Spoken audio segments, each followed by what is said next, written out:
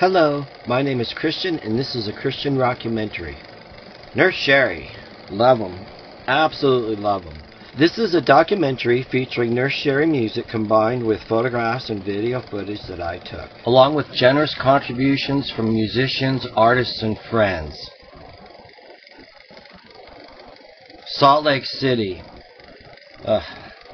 This is the place.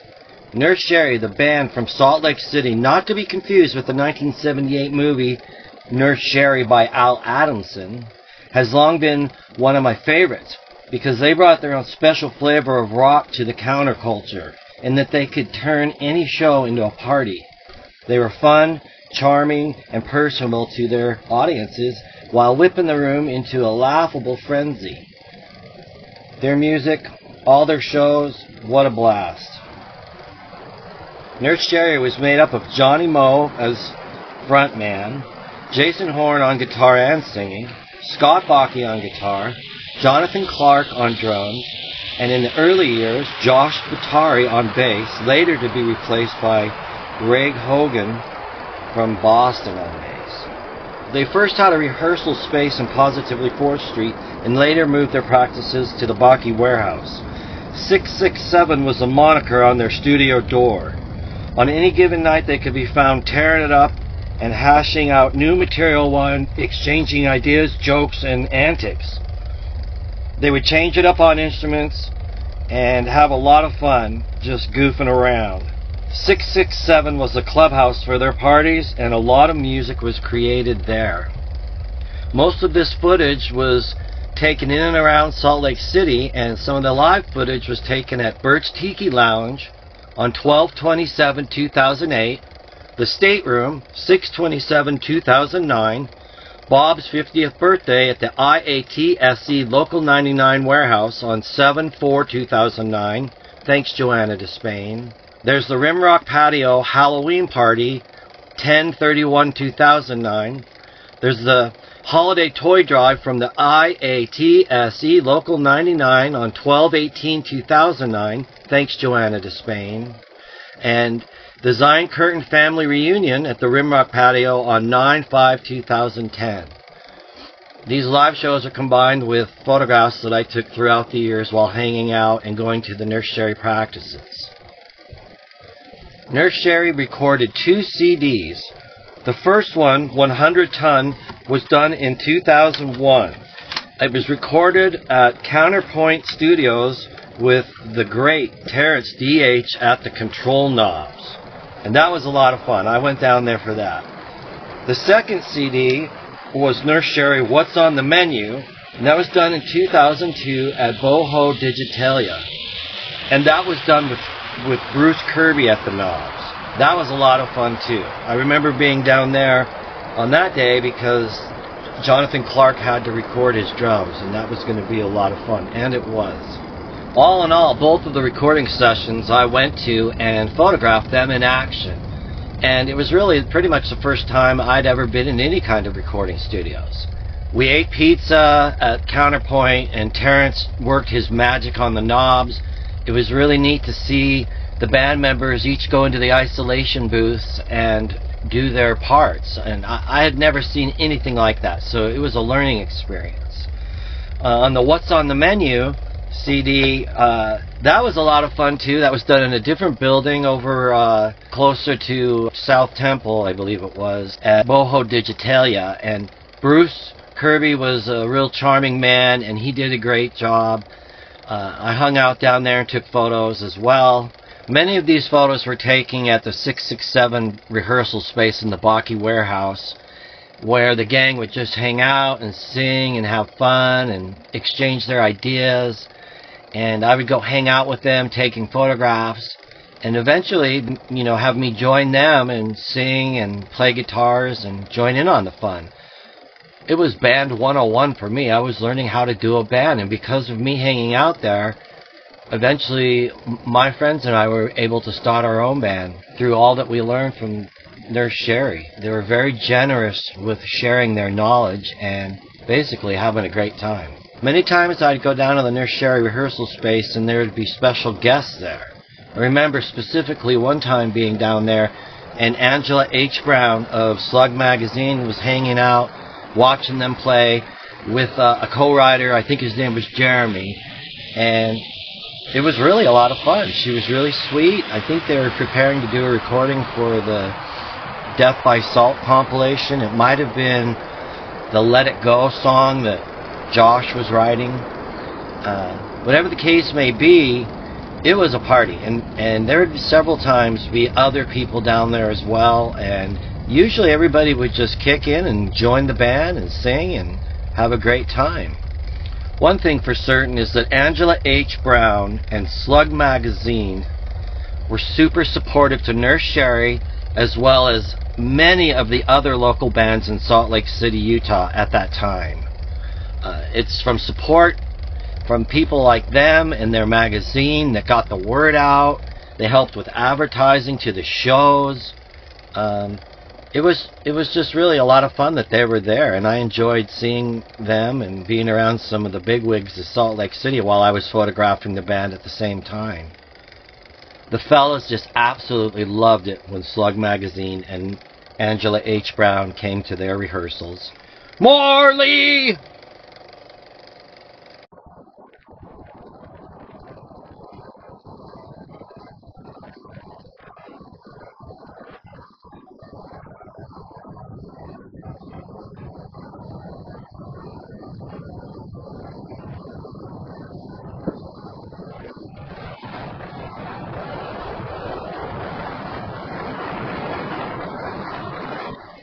In the Nurse Sherri practice space, there was a poster on the wall. It depicted a sexy, sultry, scary Nurse Sherri. It was from a horror movie made by I.A.T.S.E. That poster had a lot to do with how their name came into being. Johnny Moe kind of discusses it with me. Hey, man. What's up, my fry Just hanging out in the upper UP, dude. It's like all snowy marshmallow wonderland. Isn't it wild? I mean, there's just 1, 2, 3, 4. Nurse Sherri names the band, having no idea that this is all connected to Torrey in the Bicknell area. And I guess Al Adamson was one of the dudes that started the Bicknell Film Festival. That was awesome. Do you remember Jonathan dressing up as Ringo Starr? I do. I do. Yeah. Perfect. Perfect. So funny. Yeah. I was looking at some pictures of you dressed up like the American clown. You're just like the psychotic American clown. It's great. And Jason in his gas mask. Well, I think I still have that somewhere. What a crazy getup. I think that would scare the hell out of me, man. Yeah.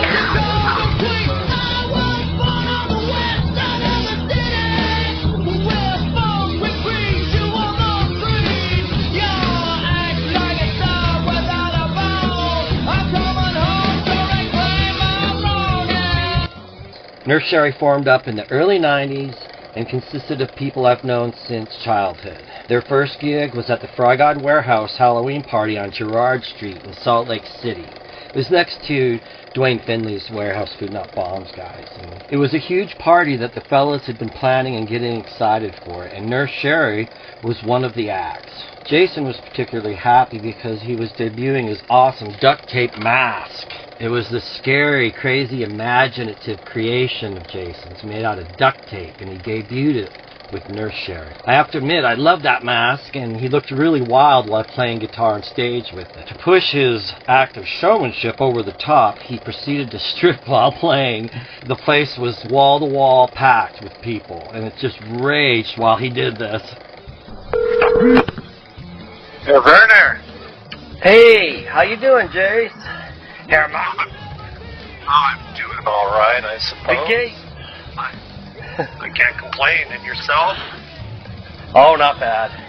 Yeah, well, I think Johnny Moe and Jonathan Clark had a huge part in that when I used to go see them, you used to go see them, that documentation of, them as, doing what they were doing early on was definitely motivational. And, Johnny Moe and Clark are definitely icons, their whole, and yeah, it's pretty amazing. I just listened to that song off of the Slug compilation tape, and it gave me kind of chills. I'm like, damn, that was a good song, I'm out here with Aldine, Zach Shack, and Johnny Hill in front of Chris Stop Packers fundraiser. Yeah, man. Right on, boy. Right on, Chris. Stephanie! Oh, thanks for coming out and supporting. Yeah, some of that I remember. I think we did one at the stateroom where we did Chris Stott's. Well, you got to remember too, though, in the historical context, stateroom is just barely open, and and they didn't even have any lights in there, so we were in there like struggling in blackness to play. I mean, I'm surprised you even were able to. I couldn't. I had a really hard time. Just saying. I'm a rock and roll star. Rock and roll setting. It's just not gonna. It never happened. Yeah. It never happened. We had some great times. We had some good rock and roll moments for sure. Oh yeah. Just all I'm really doing is just documenting a moment in time that you were a part of that was really special to me, and it should have been special to a lot of people, and I think it was. Christian Werner. Well, hello, Josh. How you doing, man? Pretty good. It was a fun time. We did a lot of fun stuff in a very short amount of time, actually. Yeah, it was. We started up, and I was 18 years old. So I sang in the choir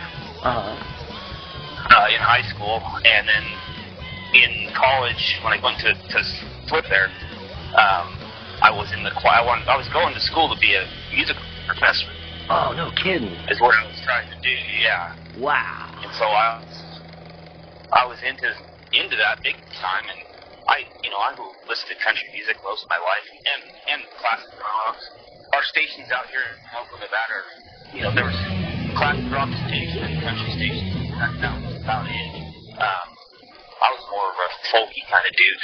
Mm-hmm. And so when I moved to Salt Lake, I bought a guitar just because I wanted to have some accompaniment for me to sing to, Right.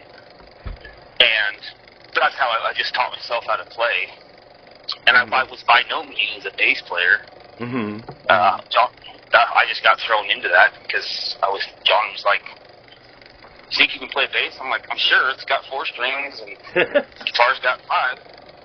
I'm like, "It's not going to be very hard to learn." And so anyways, I did. Went and bought my first setup over there at Summer Haze Music. Oh, yeah. Got a credit line. And bought this janky old Washburn. Is that the blue one? Yeah, the blue one. Uh-huh.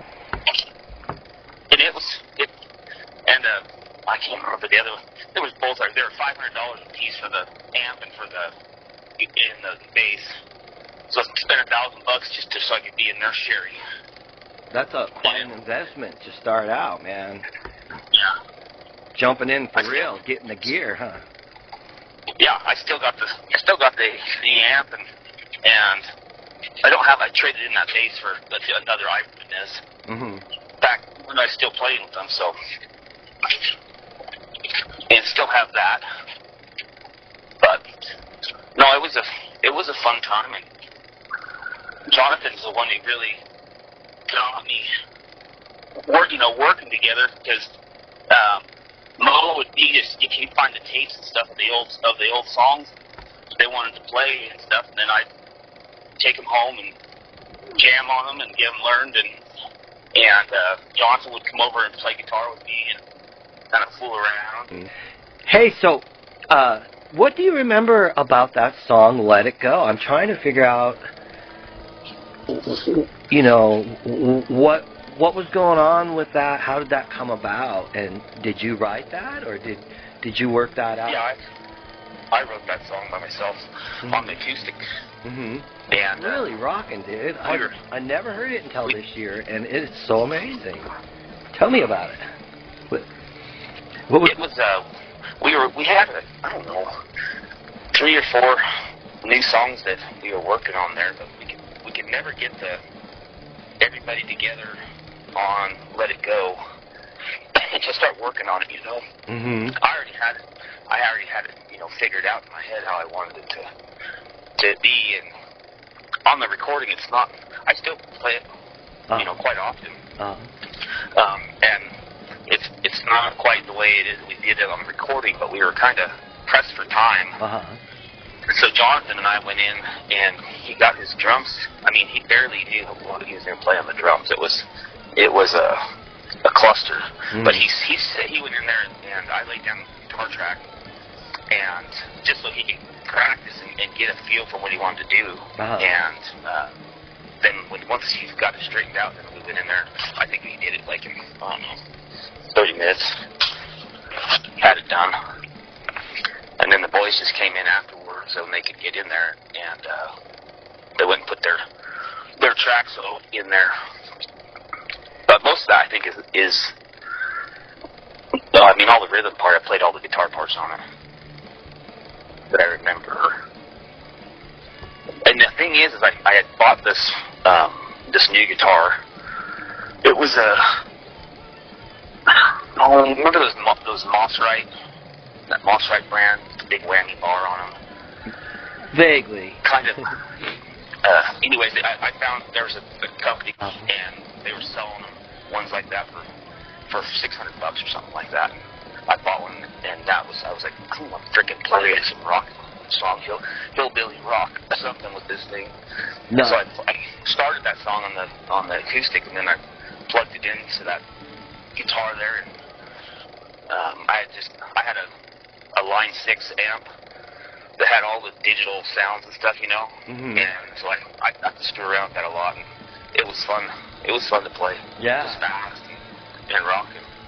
Yeah, it's really but like, you know, we never sat down, could never get down and practice that song. There's no way we could even play it all together as a group, you know, because we never did. we never played it all together. It was just on the studio. Went into the studio and did it. That is just wild. Crazy history.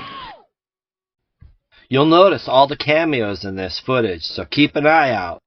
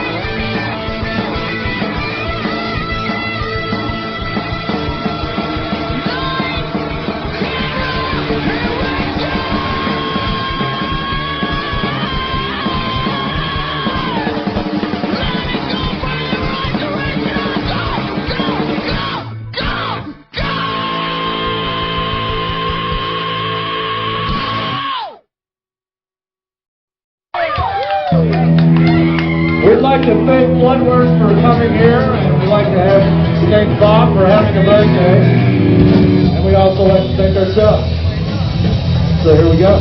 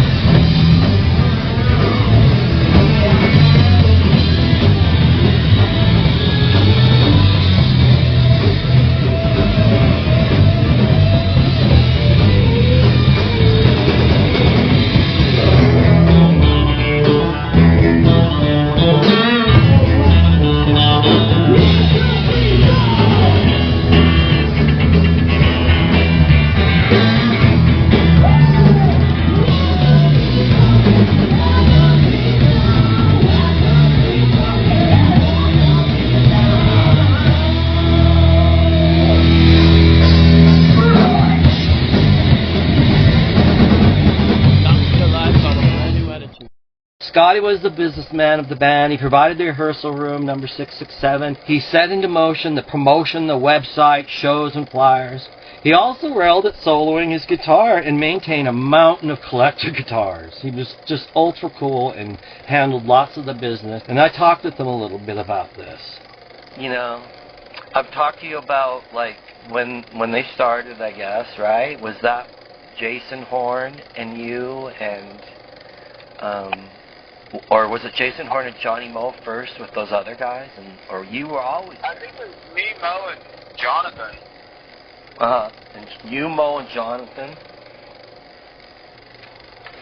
Yeah. I can't remember exactly how it started. I think we just... Because, you know, we were friends with, like, you and everybody else, you know? Yeah. Yeah. Like, you know, all Steph's friends and shit. And I don't think I even knew Mo back then. He just... Oh, hey! You know, it's like, I heard you play guitar or something like that. I didn't even know that it was really. Mm-hmm. I was like 19. That was after Abstract, dude. So that's like almost 40 years ago.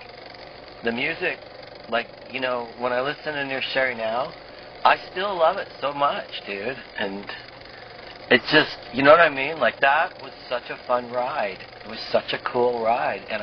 And it gets put away, you know, and it's not like, you know, it's just not out there and about. But when you do get to listen to it again, if you can get it on your iPod or in your stereo or whatever, it's still just a really fun ride. It's still vital and fun to listen to now, you know. Not alive, but a brand new attitude.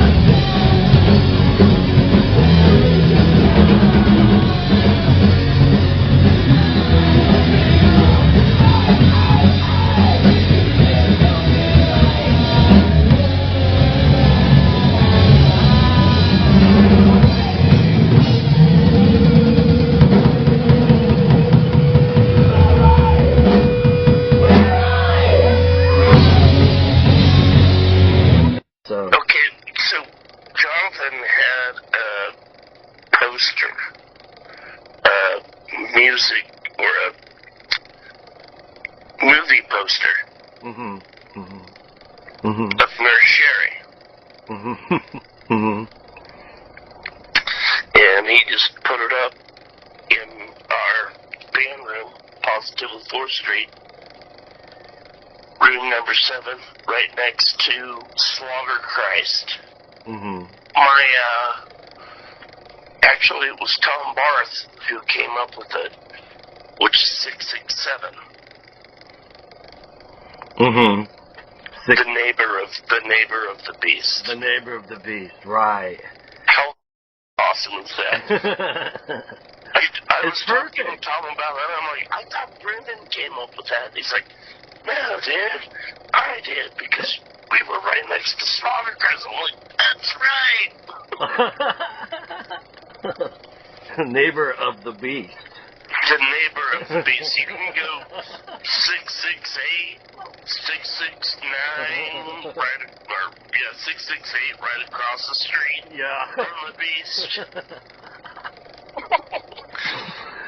That's awesome. But yeah, so here's the crazy thing, dude. Check this out. The Nurse Sherri movie was a lot of that was done in Bickville. And Al Adamson, the dude who is the producer of the movie, and the production manager, blah, blah, blah, owned the Rim Rock. Did you know that? This is the lore that I've heard when I was down there from Johnny. Some of this lore about how there's all these movies made down there and some crazy movie stars doing crazy. And some of, I think Sherri was filmed in that old shack. The first, like if you're driving down from the restaurant, that first shack that they used for storage or whatever. I think that's where he did some of his filming. And I think you're right. Yeah. Part of Sherri was filmed down there, but I'm not sure. I remember seeing movie props in there. Yeah, he died. His partner buried him in cement. Dang. In their house in Los Angeles. And they dug him up and found him, and I think the dude's still in jail. Wow.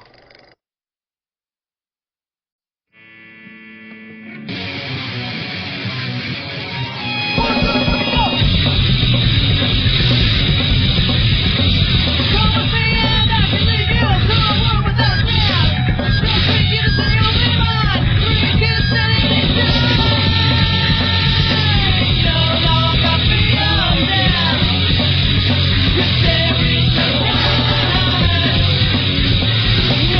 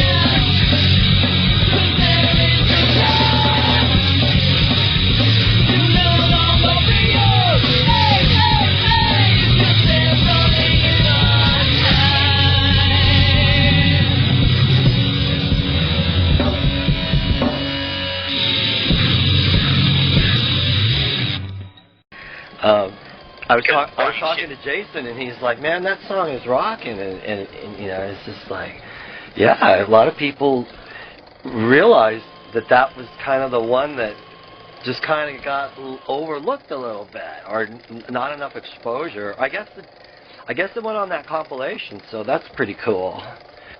Hey, do you remember, like, were you there at the very beginning?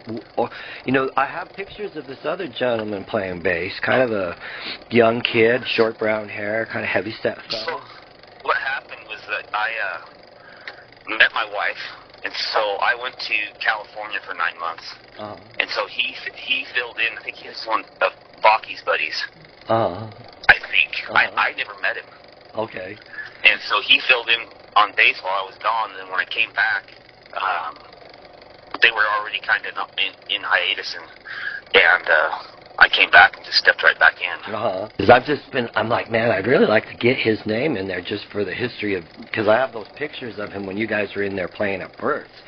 Those pictures are really fun to see, man, because they were right before the stage was built, and you guys were in there jamming on the floor, and they still had all the palms and stuff in the ceiling.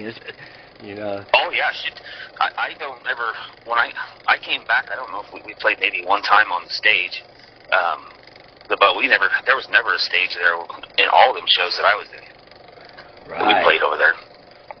Those are fun to see, and it's before they opened up that other section too, so it's really narrow in there. See, it was tight. It was tight. You walked in the door, they were bumping me as they were coming in. What do you remember about gigging there? Did you have any fun memories, or? Oh yeah, I can't remember the guy. He every time he'd come in and he'd come to every show. He always bought Jägermeister shots for us. Nice. Nice. I can't remember what his name was. I want to say Steve, but there was all kinds of characters that were just little rockabilly dudes that would come in there and always buying us drinks. Dedicated to Bob. Happy birthday. Yeah!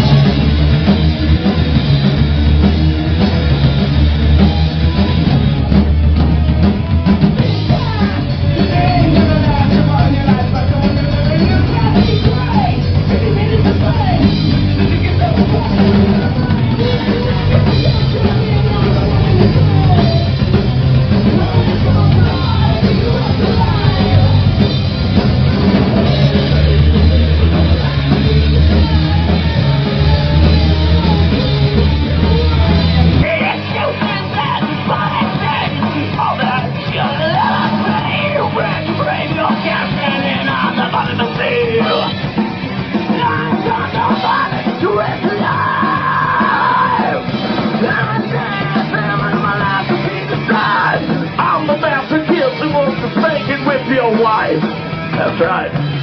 All of them. Oh, yeah. Get it together, Scotty. Come on.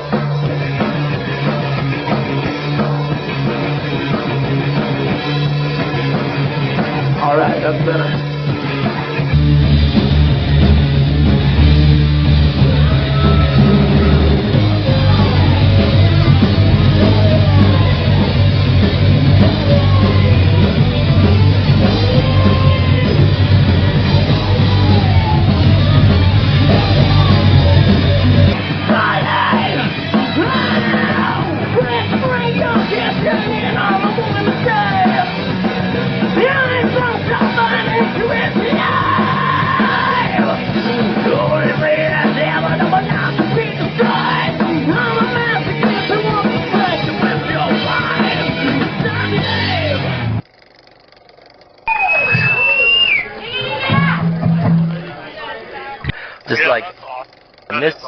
I miss those guys. You know? It's much appreciated too. I mean, what you do is incredible. All I'm doing is making these for us. You know what I mean?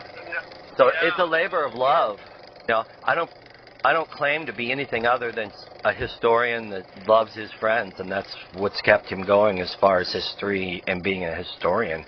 Because all my friends are so talented that while I've grown up throughout my life, I've watched all you guys and been amazed and thought that these artists and the things these artists do, it's just one of the most amazing things I've ever been exposed to. So.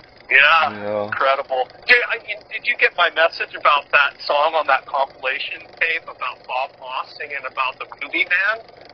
He's the same thing. That song is about, what's his name, Alexson or something like that? Al Adamson. Adamson, that's right. Al Adamson made all those movies, and he ended up being killed by the handyman and buried under the hot tub. I've heard stories about this forever, you know, and I think it's really interesting because I've always heard that there were crazy movie people down there doing stuff, and they stayed at the Rim Rock. And then I hear this Al Adamson was down there making his movies. And that's where he was last seen, and I think that's all part of it. And we had that Nurse Sherri. That's how we ended up being Nurse Sherri. You know, we had all these names for ourselves, but then we were always referring to the poster on the wall of Nurse Sherri. Well, would Nurse Sherri like this song? Or, you know, I mean, that's kind of how it all came about, was this poster of Nurse Sherri on the wall, and it's like, well, yeah, Nurse Sherri would like this. That was pretty cool, or whatever, you know, and that's kind of how it came to. Oh, that's hilarious. Yeah. And he's the one who made the movie, and that poster on the wall was in that early stages of that red room down on Positively 4th, that carpeted red room, and that poster of Nurse Sherri was on the wall.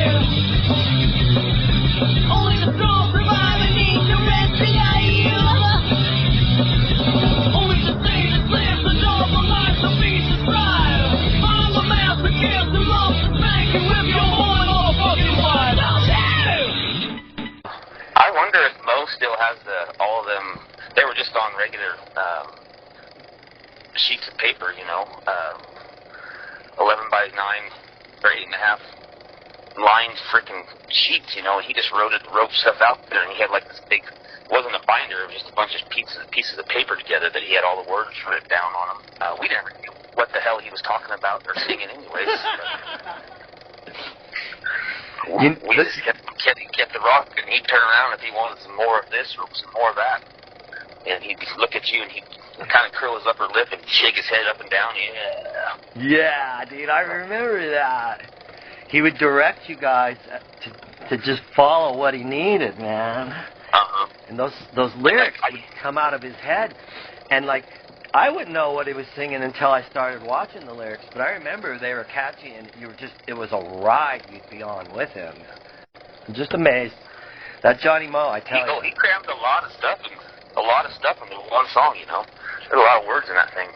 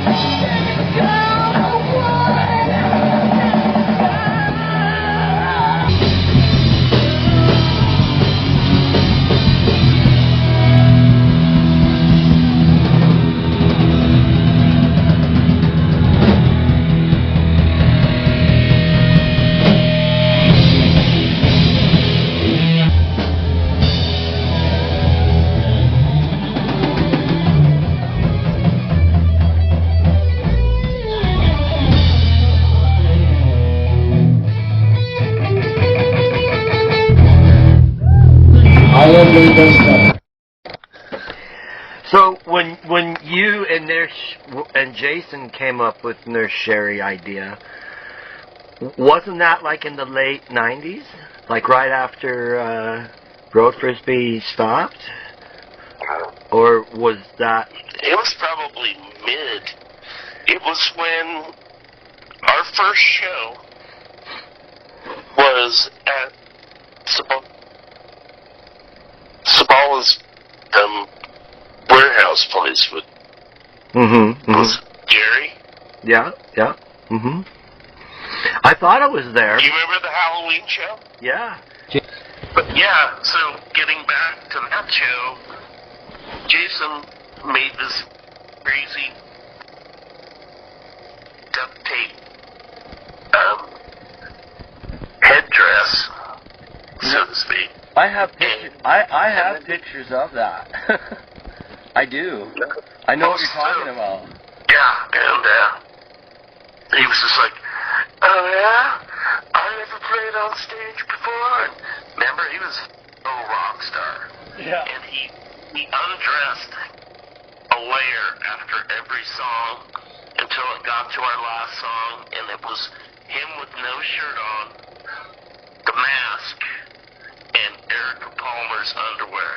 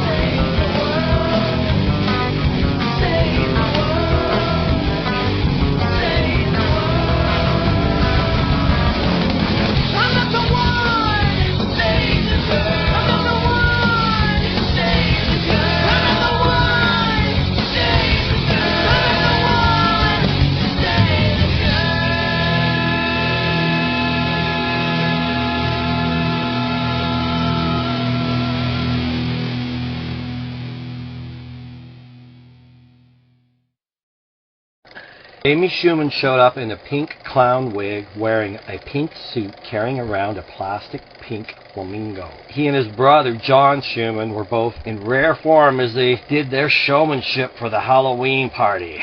Johnny Moe mentions this. You remember the Halloween show? Yeah. Dude, I do. Remember in Jamie Schumann? I can't remember what band him and his brother were playing in, but it wasn't Massacre Guys. But remember, he was dressed up as all in pink, and he had a tag on that said Floyd. Big Floyd. Remember that? I remember that the place was over the top with people. Here's the funny story is, it was right when I started dating Rosie. So this is early 90s, dude. Early 90s. Early 90s.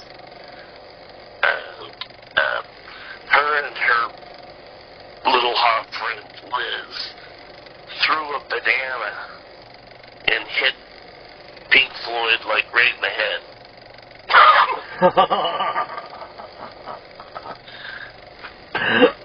And he's just like, what the fuck? Perfect. I found out later it was this little 5-foot gymnast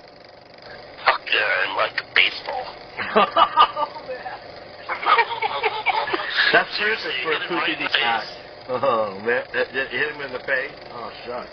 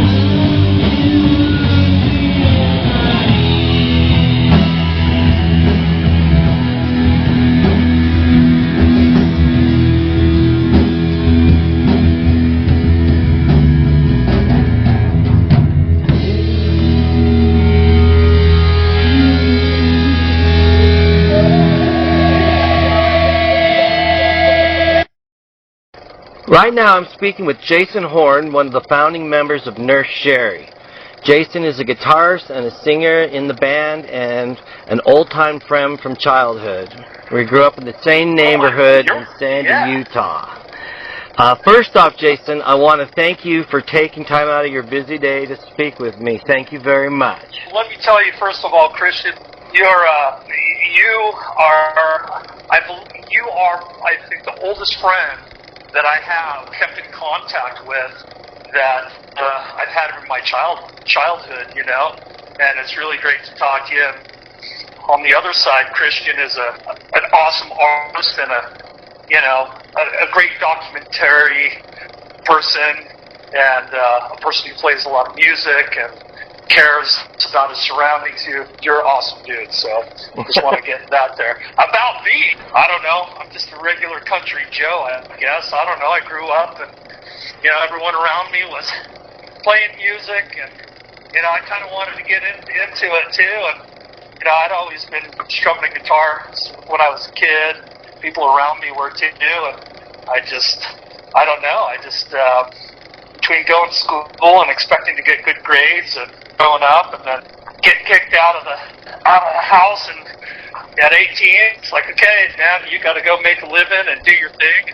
And I was making a living waiting tables and doing all kinds of crazy stuff, construction, laying carpet, God, you name it. I was there when I really got into the service industry and,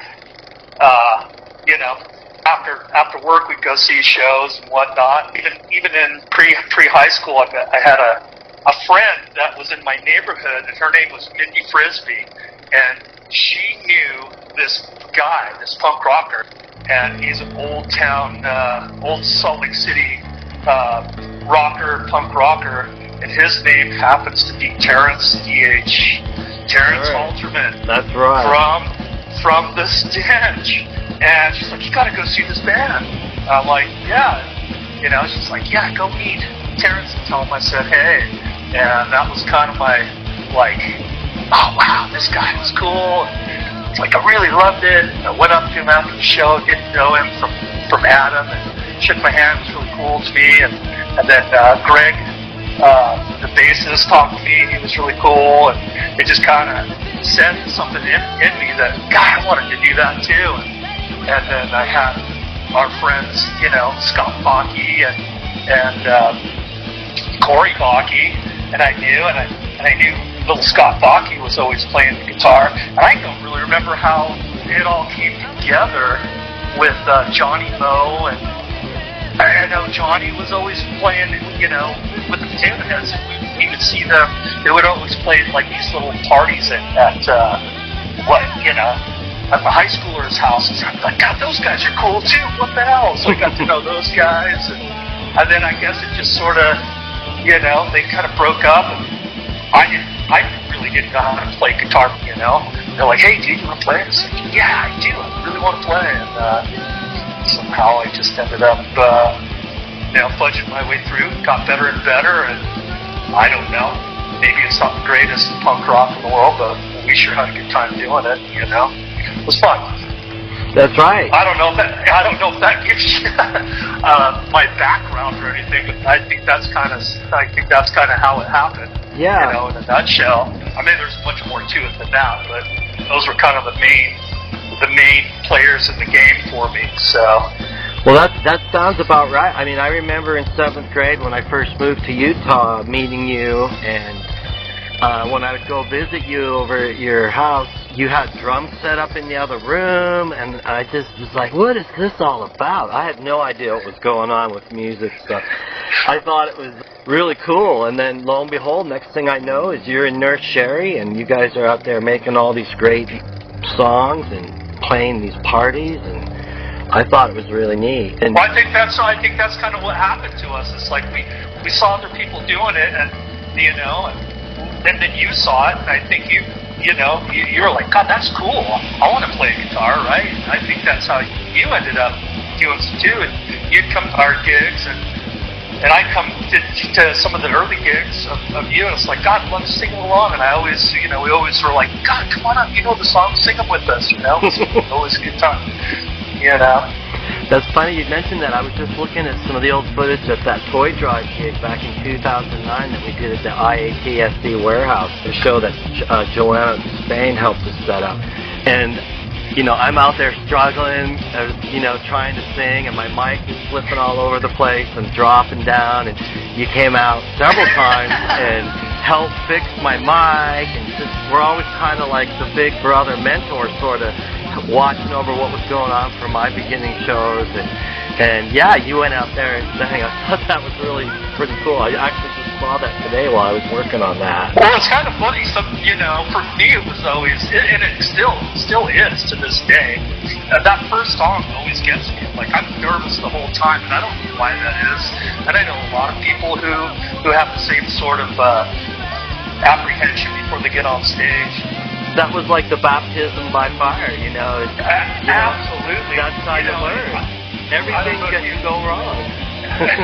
I don't know if you've ever gotten this one, but you know, I'm a big sweater too, and I would be sweating balls, and I'd step up to the mic, my whole face would be just covered in sweat, and I touch that microphone, and it almost, you know, every once in a while you get that nice little shock. Oh yeah.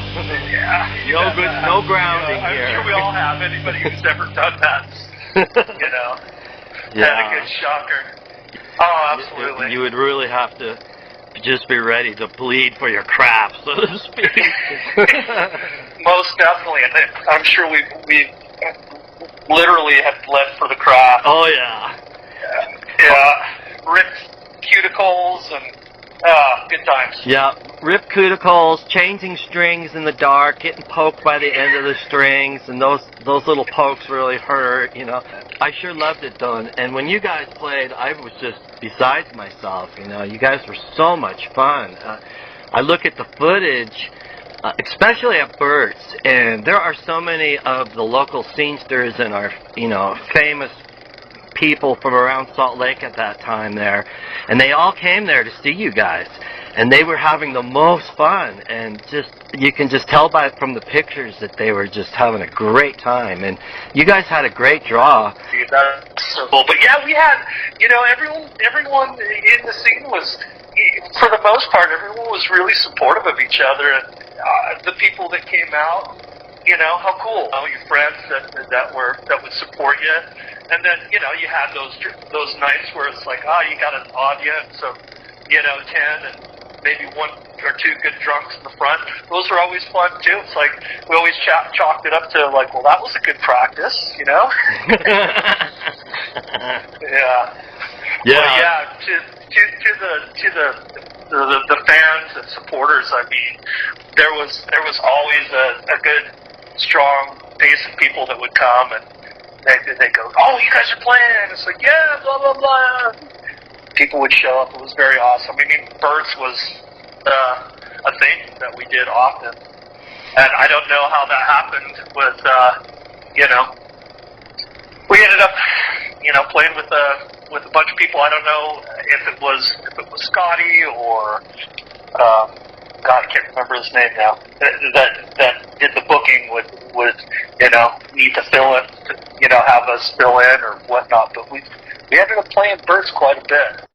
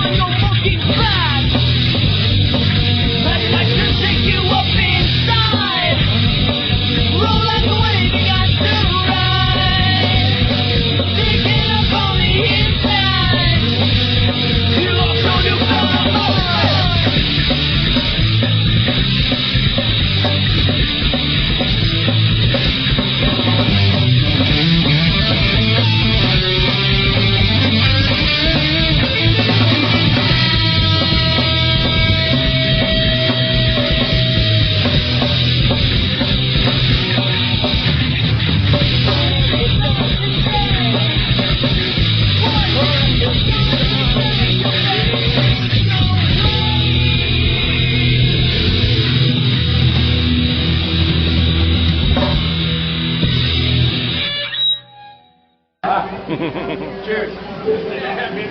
This song's called Bob. Really.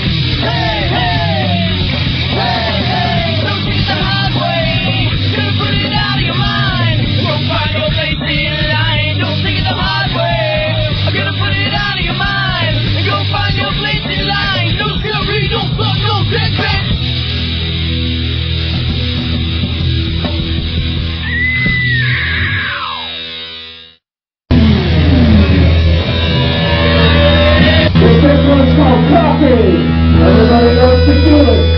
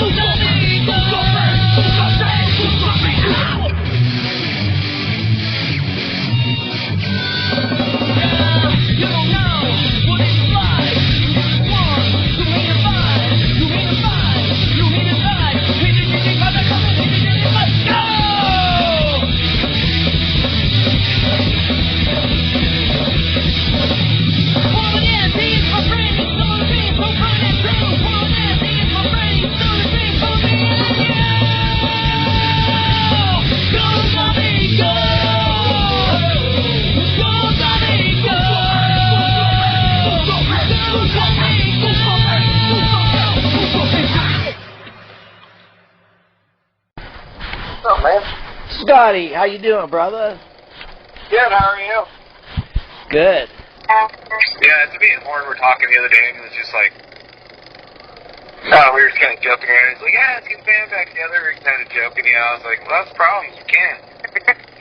You know? I mean, Jonathan's a big part. He's basically, it's like any band. I mean, you get any band that loses anybody. Just not the same thing. No, it can never be the same band again.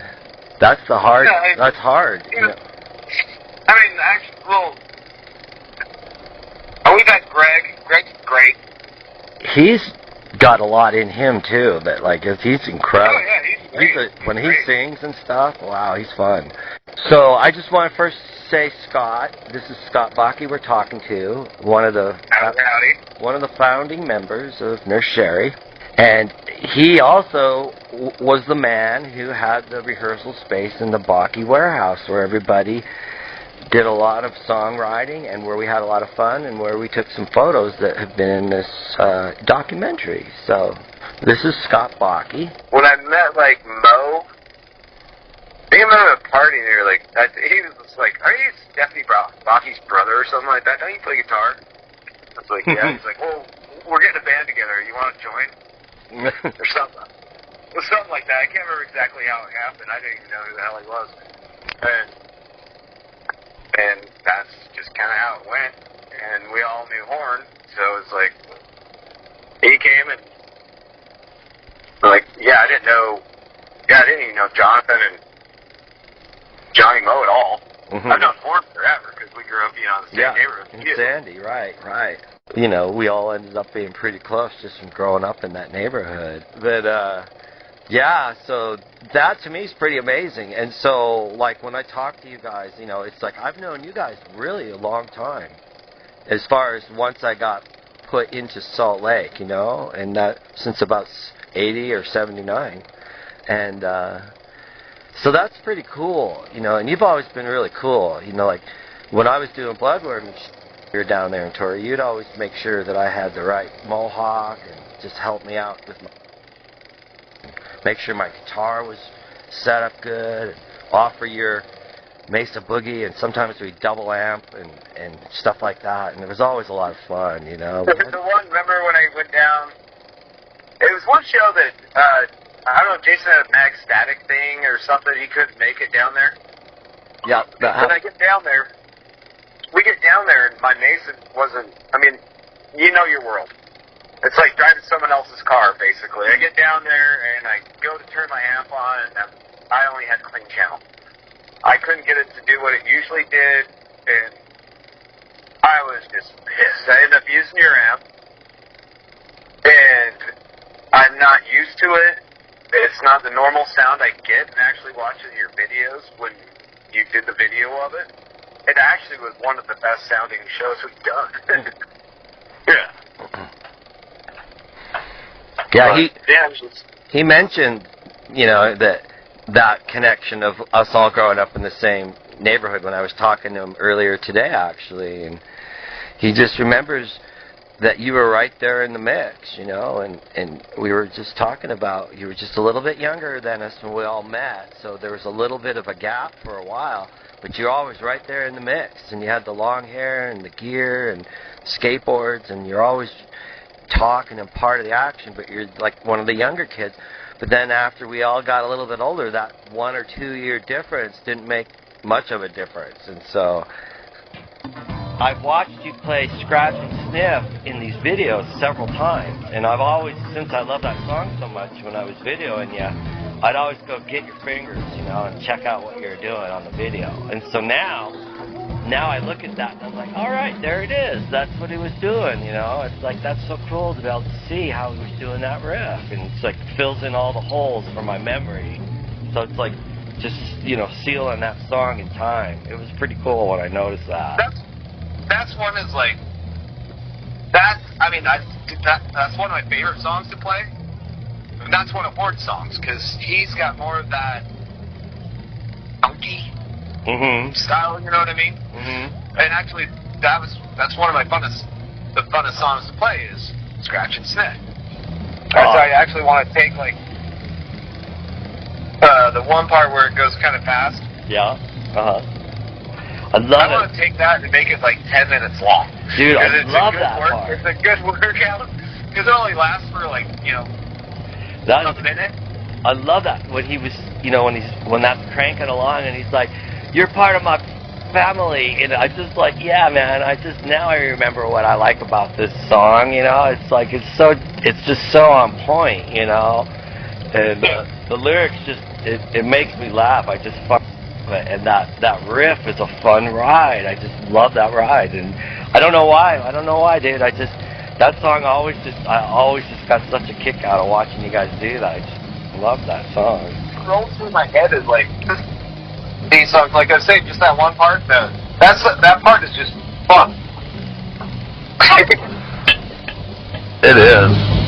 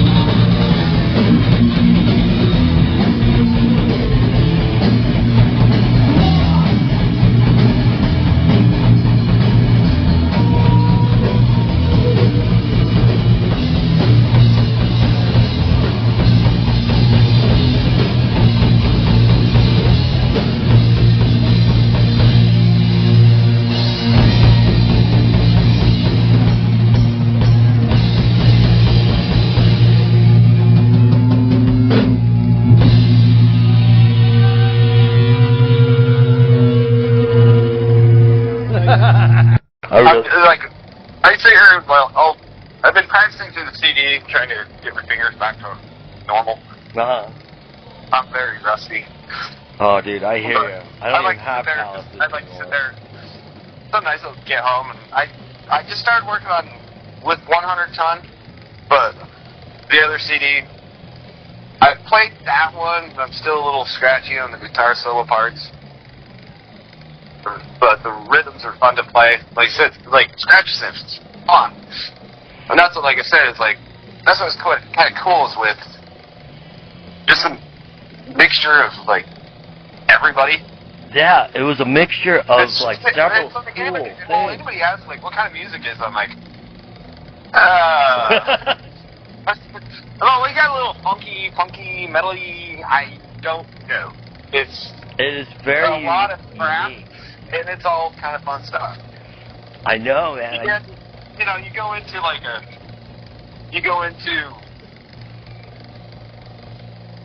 other bands, you know, you say just like all the normal bands you hear on the radio and stuff. It's like, what is it? It's heavy metal. It's like, yeah, it's Megadeth. Oh, there's songs like that. Or you go into, you know, Bad Religion. It's all kind of cool, rocky, punky stuff. Our stuff, you get into it, it's like, some's really fast, some's really slow, some's kind of, it's all over the place. Definitely a freight ride all over the place. And it's like, that's what anybody who says. Like, what? I mean, I always shrug my shoulders. Like, what kind of music is it? I'm like, I don't know. I'm like, you can listen to Jonathan songs, this kind of stuff. You listen to Scratch and Sniffs, this kind of stuff.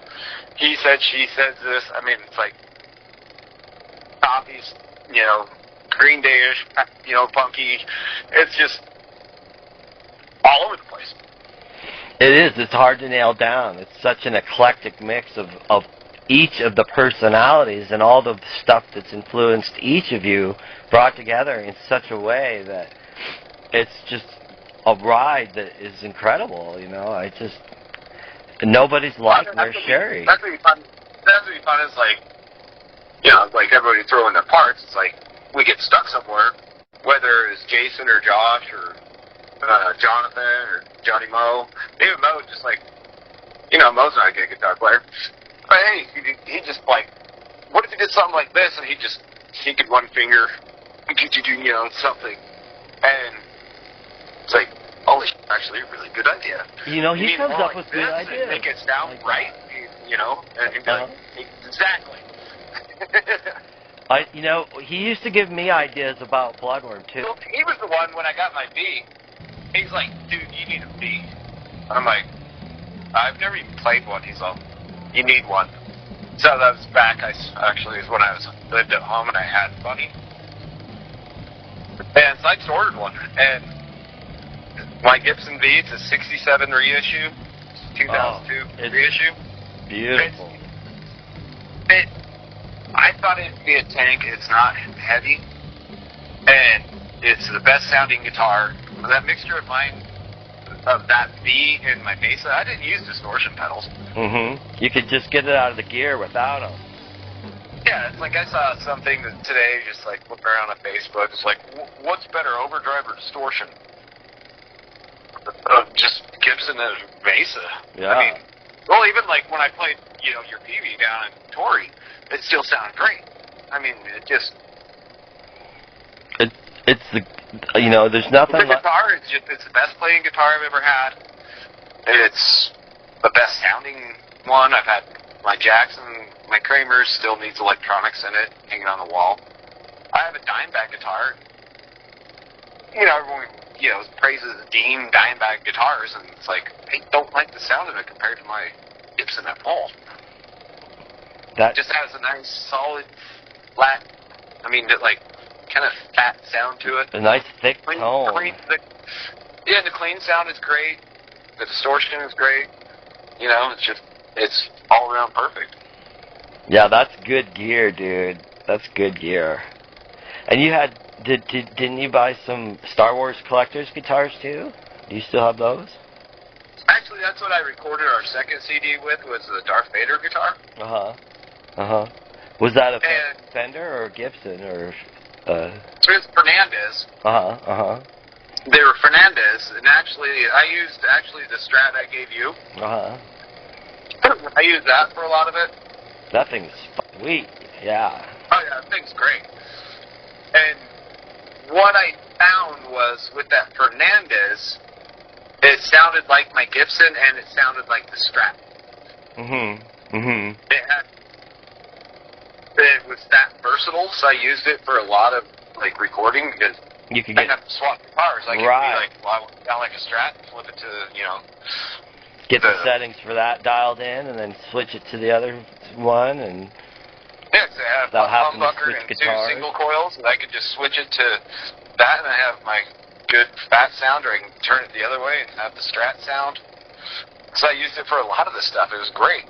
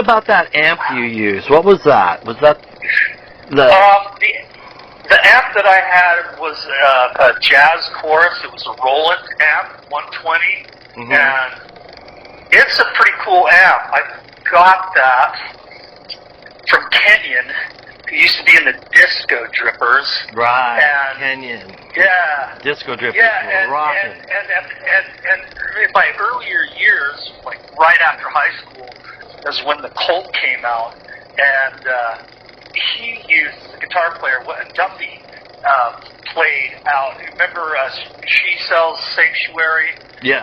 That song? Yeah. Yeah, that was a jazz chorus. Mm. And I love those. I mean, the Colt at that time was just like a breath of fresh air. It was like rock, but it was, it was rock, and it was still kind of new wave-ish. They really got me that first album that they came out with. Of course, there was the Colt before that Colt, but the Southern Love Colt, I think it was called. Quote me on that. But anyhow, I just love that, and he had that amp, and it's such a clean amp. I don't know if it's the best for punk rock, but I loved it. I don't know. It's good. I love that clean, twangy sound. Twangy. Yeah, that was. I kind of really like that surfy, sort of twangy in certain parts.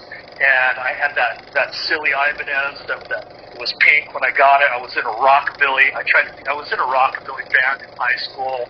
And I thought that would be really cool, having this pink guitar and play some rockabilly. And then of course we all know the story. Scott Bakke had his sheet metal shop, and like, dude, you gotta pump this out for me. We gotta put some diamond plate on this thing. And he traced that thing out, and he cut that thing out and put that diamond plate right over the top of that. And that's the kind of the, I don't know if it's famous, but it is kind of famous. It was kind of a, I don't know what it was. It was awesome. Diamond plate on. Yeah. But that's how that one happened, and they made that guitar really heavy. I also played a Gibson Gothic as well, and I love that chunkier, heavy sound I would use with that guitar. But that little Ibanez was my little twanger. Yeah, I liked it, and it was kind of like chunky. It kind of had like a bright chunk to it. That chunky. That scratchy. Yeah, the Gibson was more chunky, but that Ibanez definitely had that scratchier, sort of twangier sound. But anyhow, that's kind of where I went with that. That was the sound, and I didn't really use much of anything but I think a Boss distortion pedal and maybe a little bit of reverb, and that was really one of the only pedals I really used. I tried to just keep it like clean. I always wanted to have the sounds of our CDs we would be able to play them, and represent like it was on the CD. And, for the most part, I think we got there, but, that was kind of my philosophy as far as, I always wanted it, whenever we played live, I wanted it to be the same as how it would sound on the CD, and I think we got there pretty good. Yeah.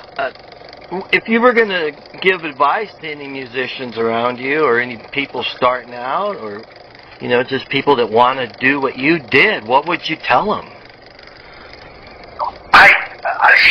Gosh, I don't know, so long ago, it's, I would say, that's a tough one. I would just say, that thing that you like, and the thing you like, try and get yourself into a place and figure out a way to do that. Like if you like a particular, like I was saying with the Colt, it's like, okay, I try, any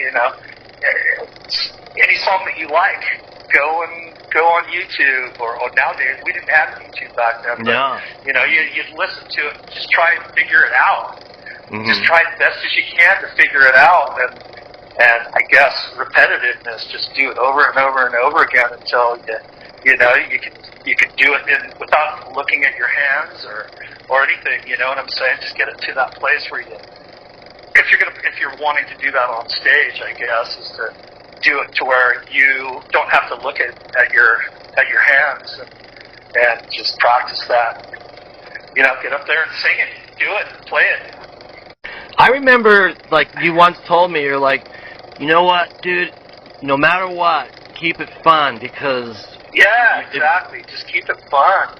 The minute it's not fun, is it even worth doing it, you know? It's like you have to keep it fun and have a good time, because so many other people would get so uptight about it all, and that would kind of, like, I guess, wreck the vibe. And so it's like, you just told me, you got to make sure you're having fun. Don't get me wrong. There were a couple of times when we've all had those frustrating times, but yeah, for the most part, if you're having fun, people can see that. People can you know, it just comes, you know. People are like, yeah. So, have fun. Have fun is a good thing to do. Yeah, you just don't ever think you can do it, but really, if you want to do it, dig in, and it's like the do-it-yourself ethics, you know, go after it, do it yourself, you can do it. Yeah, sure, and like you said, you know, the equipment, got back in the day, I'd go to a pawn shop and just buy, I thought it was cool, you know, cool guitar, and twanged on it. Now all these popular guitars that I once had, you know, are now super popular, and I've got a couple of them, like the old Silvertones, and I was playing on old Silvertones way back in the day. And God, you could pick one up for $60, and it was like this cool 50 sound. And like I said, I was trying to do some rockabilly stuff. And back in just like the days of Stray Cats and whatnot, I was like, God, that guitar was cool. And of course, I always wanted a hollow body Gretsch. I followed it, and I ended up picking up an old Gretsch Country Gentleman original way back in the day. I've since let that one go, but stupidly. But you know, just like that. Just get yourself a small little amp. I remember this little tiny one-speaker amp is when I first started playing with Nurse Sherri. It was, I don't even remember what it was. I think it was like an old I.A.T.S.E amp. It was just a little box, you know. We'd go down into that red room we called it the red room because it had that red carpet strung from all the ceilings were covered in carpet, and it was this red carpet and for dampening noise. And yeah, we just got to that room and just made up songs. It's like, what about this riff? What about that riff? You know, and you just put it all together, and you got a song. You know, working with other people. Yeah. Anyhow.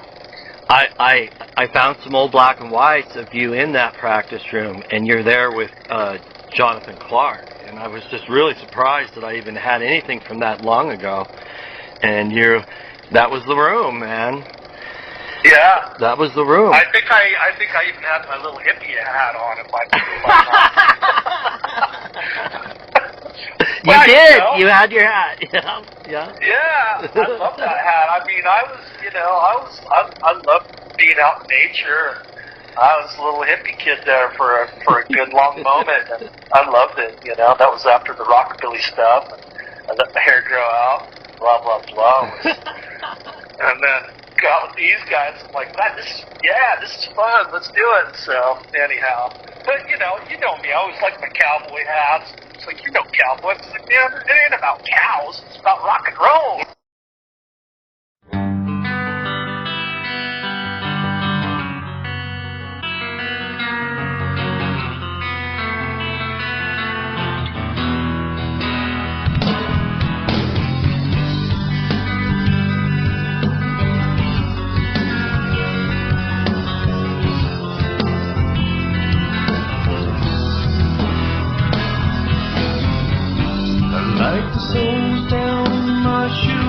I get stepped on all the time. Time to trade my story for a new one this time.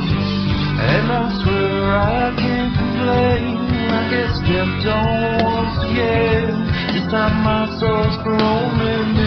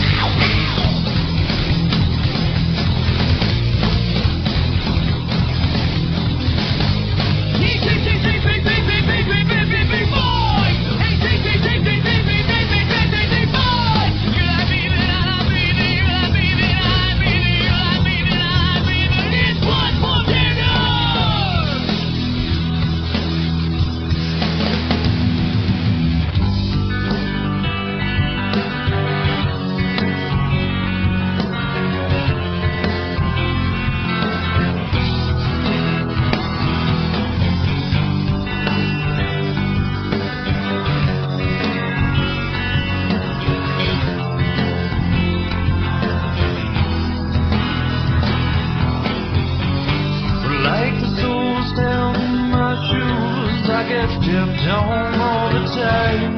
Time to trade my soul for a new one this time. And I swear I can't complain. I get dipped on once again. This time my soul's flown with me.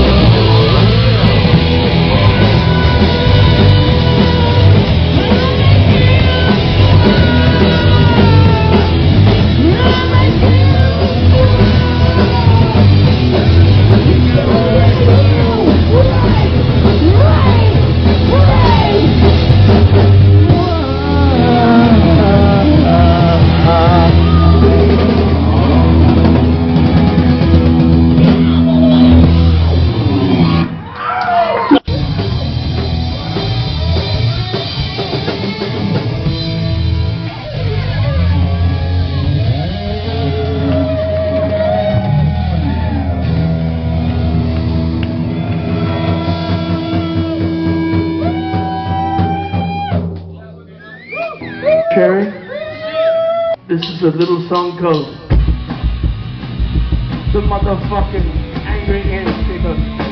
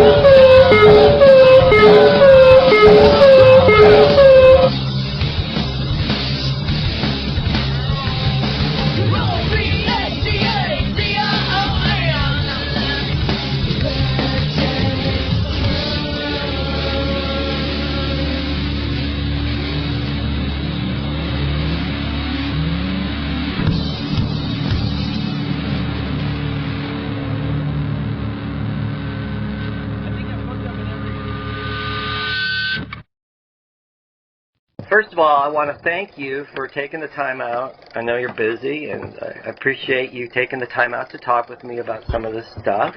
Briefly, in a couple sentences or whatnot, would you tell us a little bit about yourself? I was born in Cambridge, Massachusetts. Right on. My family moved out to Concord, Massachusetts my freshman year of high school, and I thought I was a city boy out in the sticks.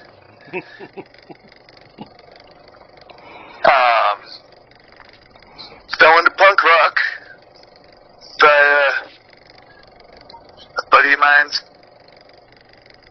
used to have, Mark Harrison had this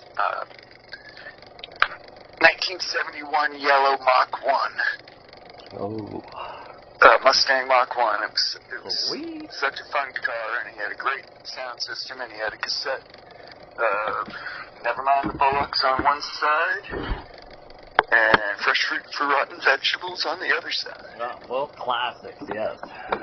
I got into the Pistols instantly. It took me about a week to digest the Dead Kennedys and get into it. And then within a month, I went and saw Henry's second show with Black Flag at this place called Streets in Boston.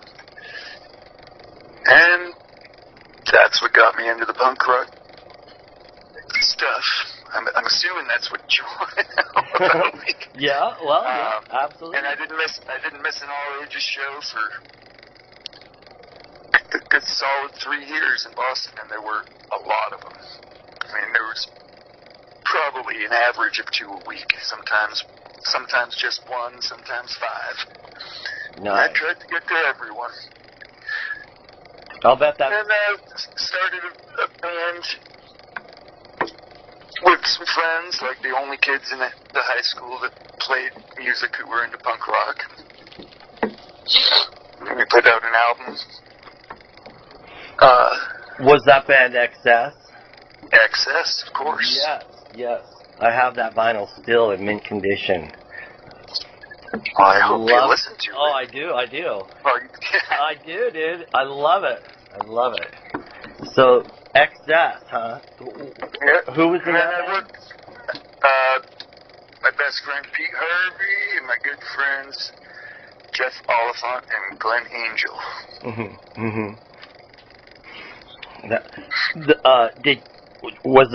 Did you put out 2 albums with those guys? No, we just did 1 album. And then, it was college age. And we all had different aspirations, so. Everybody kind of moved their own direction after a while. Yep. How did you get into Nurse Sherri? What was it, or how did that all come about? Do you recall? Yeah. Well, the moment I moved here,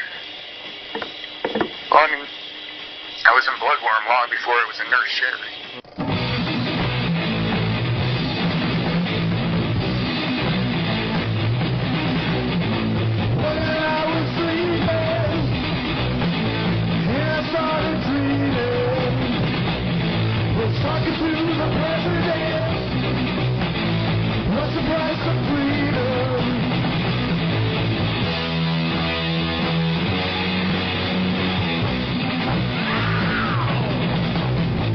Let's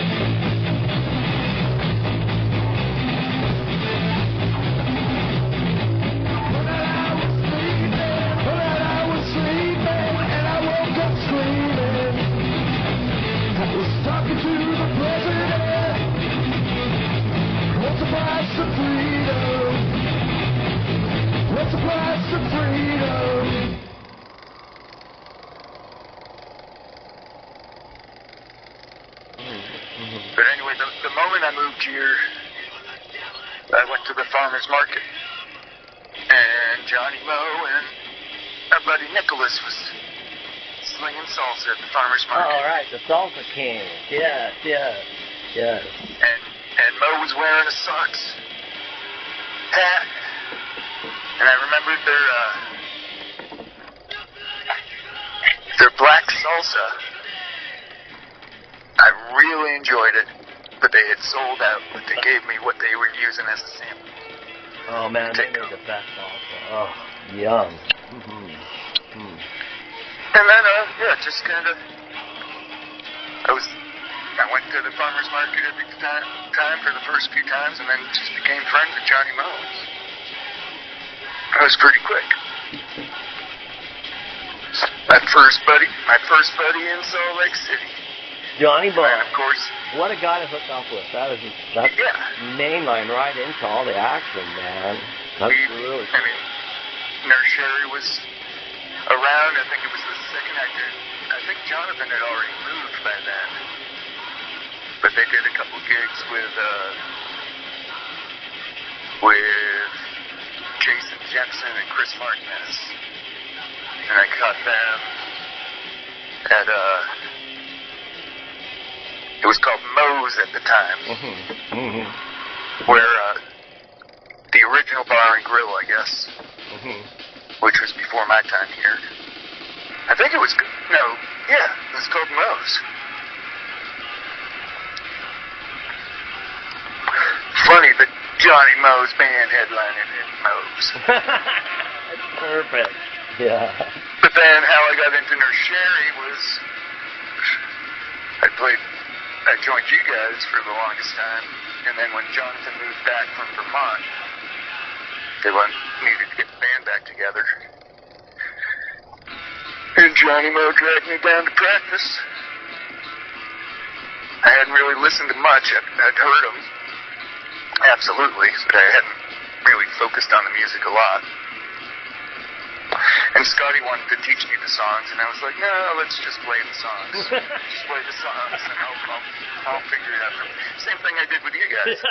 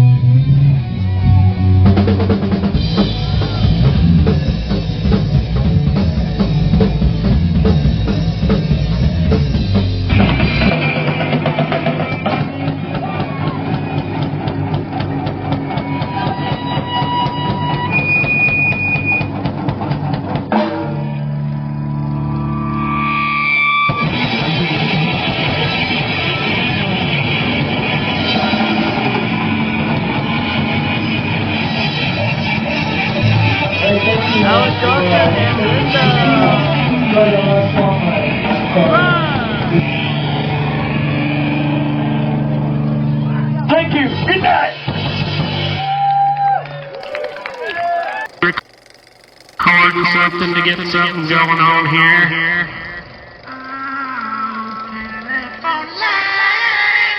Give me some time. I need to be recording something to get something going on here.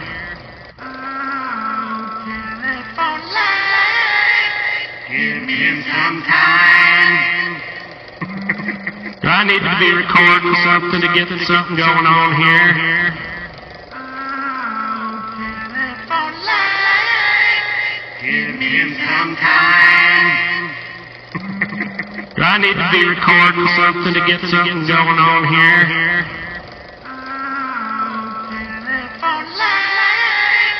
Give me some time. I need to be recording something to get something going on here.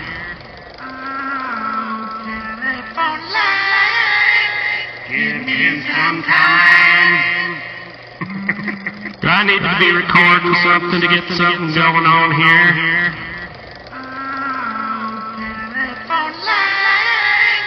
Give me some time.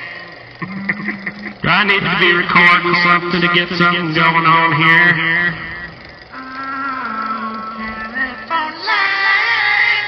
Give me some time. I need to be recording something to get something going on here.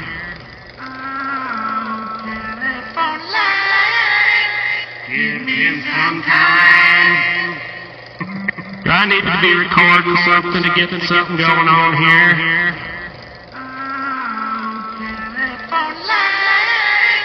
Give me some time. I need to be recording something to get something going on here.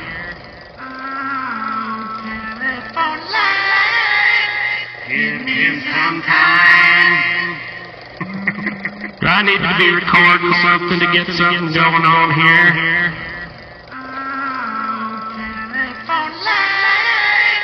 Give me some time. I need to be recording something to get something going on here.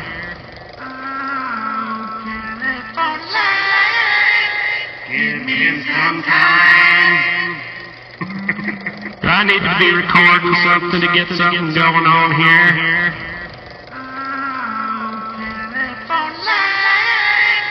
Give me some time. Recording something to get something going on here.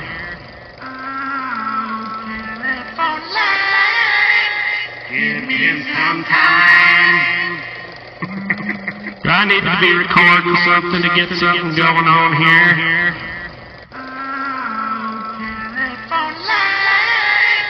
Give me some time. I need to be recording something to get something going on here.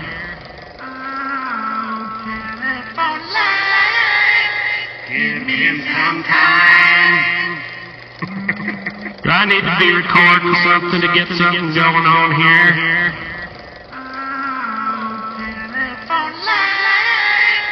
Give me some time. I need to be recording something to get something going on here.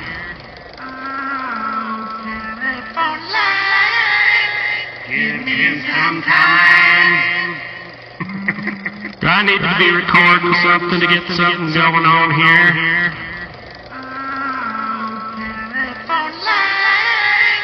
Give me some time.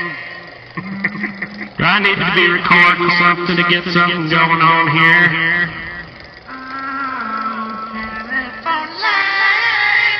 Give me some time. I need to be recording something to get something going on here.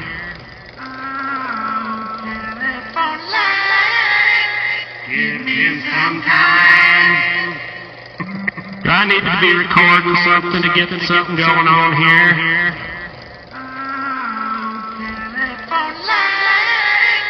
Give me some time. I need to be recording something to get something going on here.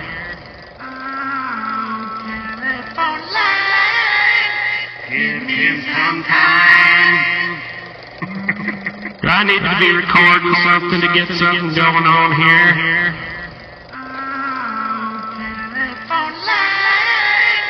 Give me some time. I need to be recording something to get something going on here.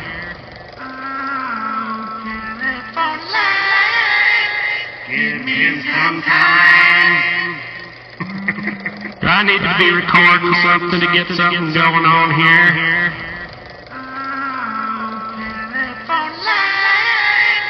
Give me some time. Recording something to get something going on here.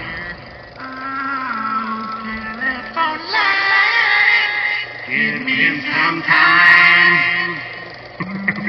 I need to be recording something to get something going on here.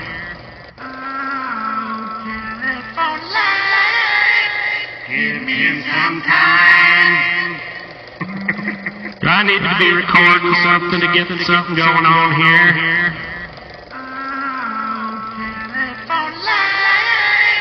Give me some time. I need to be recording something to get something going on here.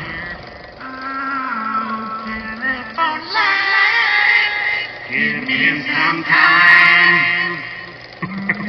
I need to be recording something to get something going on here.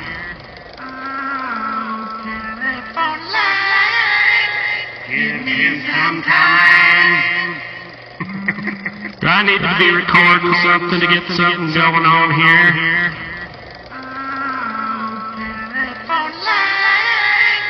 Give me some time. I need to be recording something to get something going on here.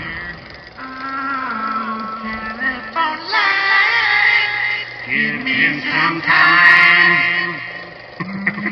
I need to be recording something to get something going on here.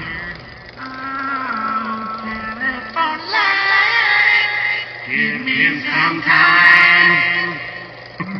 I need to be recording something to get something going on here.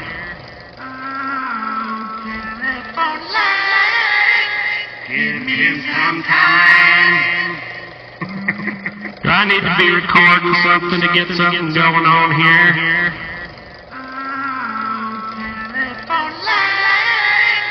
Give me some time. I need to be recording something to get something going on here.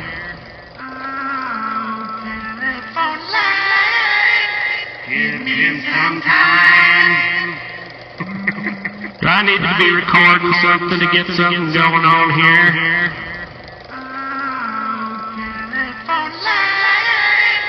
Give me some time. I need to be recording something to get something going on here.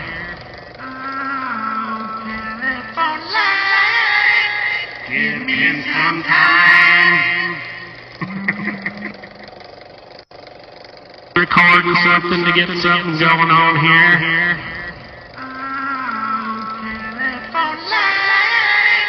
Give me some time. I need to be recording something to get something going on here.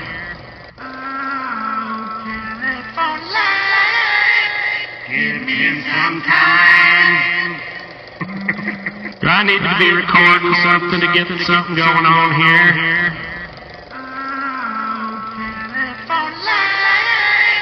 Give me some time. I need to be recording something to get something going on here.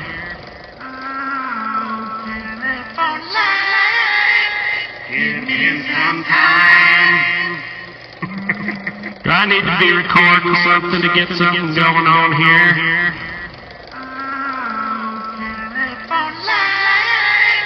Give me some time. I need to be recording something to get something going on here.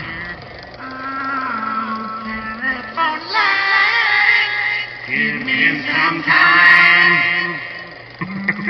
I need to be recording something to get something going on here. No, I was thinking about it. You worked at Burt's for quite a while. How was that? You know, when you worked at Burt's Tiki Lounge, and then found yourself playing there too, and stuff like that. Well, when I got laid off from Lexicon, I had looked for other jobs in my industry.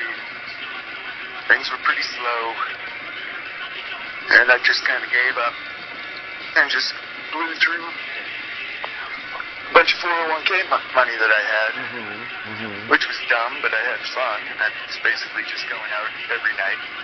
I'd always been a 5-night-a-weeker anyway, even when I had day jobs. I always loved to go out for music. I didn't necessarily go out just to drink. Right. You're always into the night. But it was always about the shows. And of course, Johnny Moe and all his crew, people I started hanging out with, they were all, you know, people who worked 7 to 3 and then went at it from like 3 to 6 or 9. And I was hanging out with them, but I would be milking them while they'd be pounding it because they'd be ready to go back, go home. And I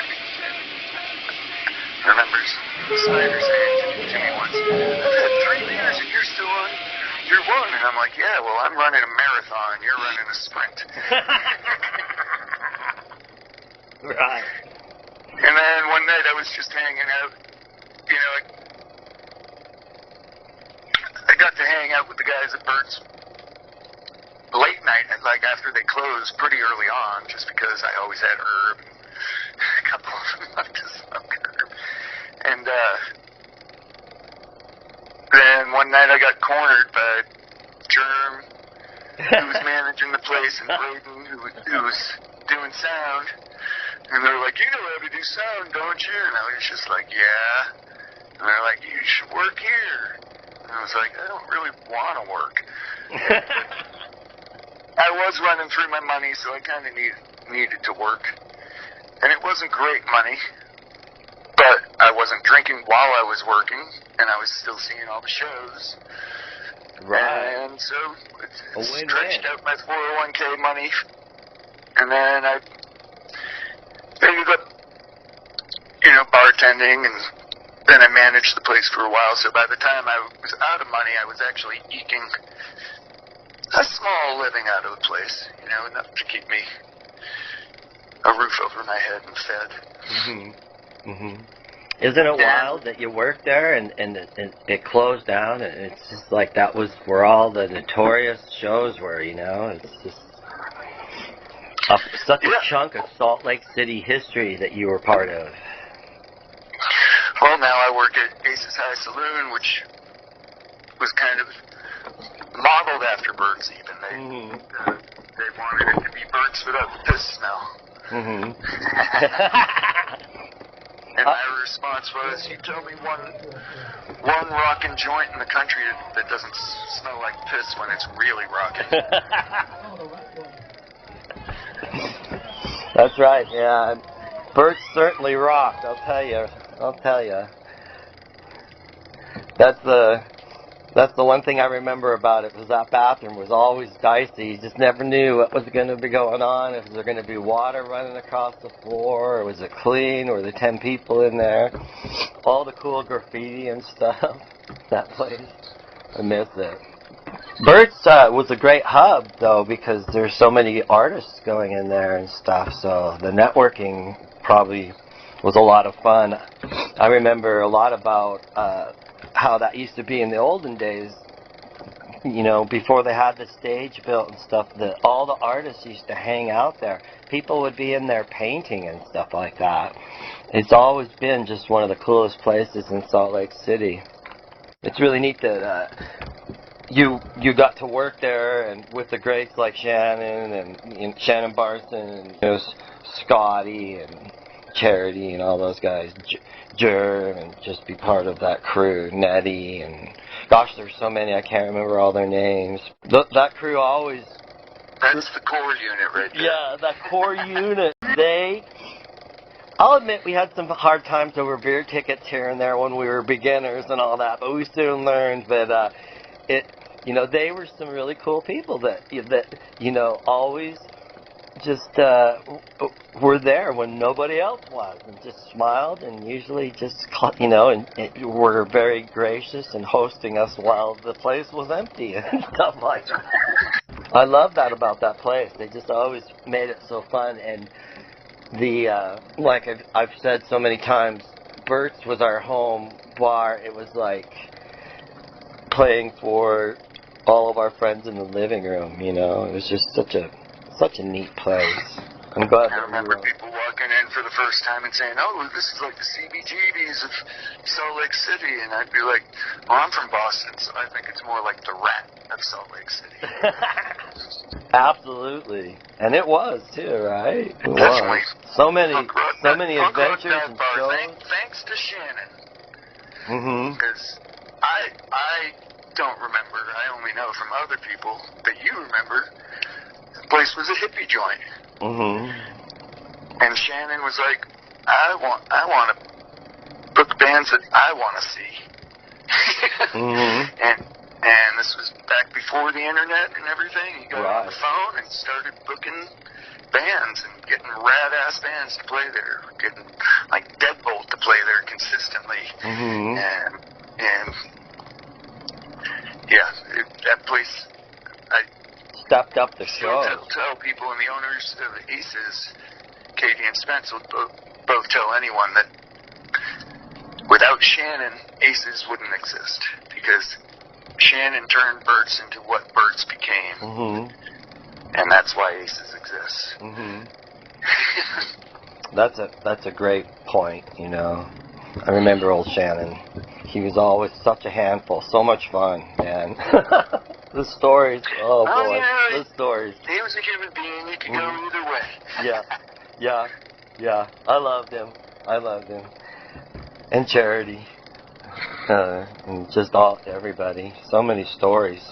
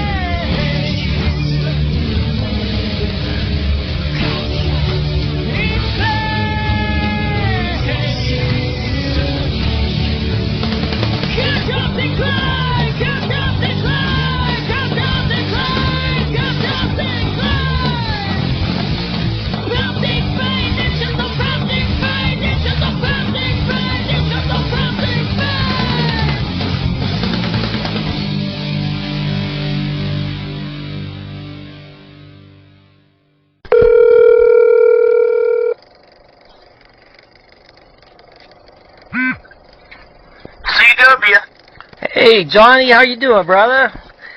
Good. What's up? I just wanted to call and touch bases with you. I was like stoked when I hit 30. I was like, wow, this is weird because I mean between 83 and 2000, I mean it was going on. It didn't matter what it was, where it was, how many drinks you had. You wake up, you go to work the next morning, and then you start over again. I know, man. I know. It was so much fun, but we would pay, you know, and we were young and resilient enough to kind of bounce back and pull through and get to work. In my older days, I couldn't even fathom doing that. I'd be so sick, you know, I couldn't even do it. I can't even do it anymore. Yeah. It's crazy, like we're all approaching 60, you know, and... Yeah. I went to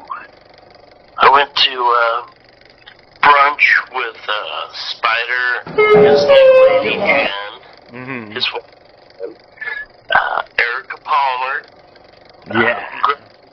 Greg Hogan, you know him, and he needs a fucking beer because he's patched. Yeah, right. And Angie, and that was last Saturday. It was nice. Oh, man, that sounds like fun. Thinking about it, I'm like, we should take a picture and send it to Christian. You need to get back as soon as possible, and not only family, the family, which is us. Yeah. I haven't really seen anybody since, like, when everybody came down to Torrey, really. Yeah. And those were some good times. That's the last time I saw John Clark was down there. Yeah. The road trips to Boise was awesome. We were like, second time Potato Heads went up there. And we were with this chick that I was dating from Highland High School. She drove us in this, like, tripped out fucking brand new VW bus. Nice. With all the kids and me and Carol Stockham. We got about 12 miles out to Boise, and we all started singing the Iron Maiden song. 12 miles to Boise. The song 12 was it? 12 minutes to midnight. So we sing the 12 miles to Boise. Say what? And Carol Stockham was the oldest one. She was like 2 years older than me, dude. Smoking. Like, smoking hot. Picture of her. But, yeah, we pulled in Safeway. And it was like, I don't know, probably 6 o'clock in the afternoon. And we asked some older dude, I'm like, hey, can you buy us some beer? Yeah, like, you know, we gave him as much money as we had, and we said, English 800s, 40s. With the songs, do you remember the songs? I don't. I'm gonna sing one for you. Just hold on. I'm from Chicago, and I don't like balloons. I'm from Salt Lake City, and I sing punk rock tunes. I'm from Dallas, though they have the best football team. I think I can't remember the rest. I'm from Salt Lake City, and I am a scream. Oh, that's hilarious. You know, that's starting to ring bells. I'm going to have to think for a while and try to dig back into those memories. Yep, there was another one that, choo choo, we're gonna take a chew. Stuff. Jamie Foxx, because he was always dipping. Oh, that's hilarious. Yeah.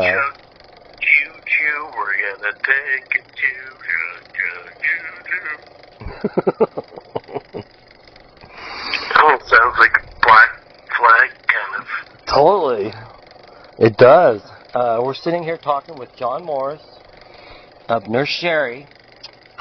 He's been the front man of many bands in Salt Lake City from 1983 to current day, including Potato Heads, Abstract, Road Frisbee, Nurse Sherri, Grimway, and currently the Retalk. Okay, so I'd just like to say, John, thank you very much for taking the time out of your busy day to talk with me a little bit about this stuff.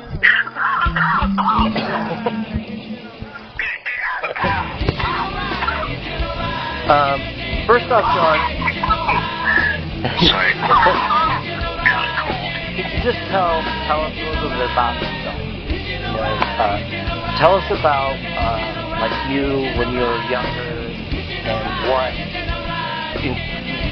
what influenced you to start a band yourself, and when did you start singing? Well, I was a lonely child, so I traveled the alleyways through Liberty, Wells, and Salt Lake City, following the garbage men, because I thought they were cool, and I thought that's probably what I wanted to do, and they probably should have, because of the stage outlets, great things, and great whatever. Rock and roll.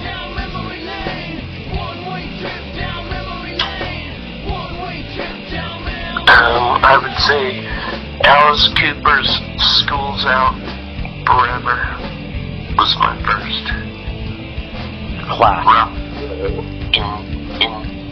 introduction of I don't want to go to school anymore and this rock and roll angst of reality. You know? Yeah. So that you saw something that you wanted to do in that.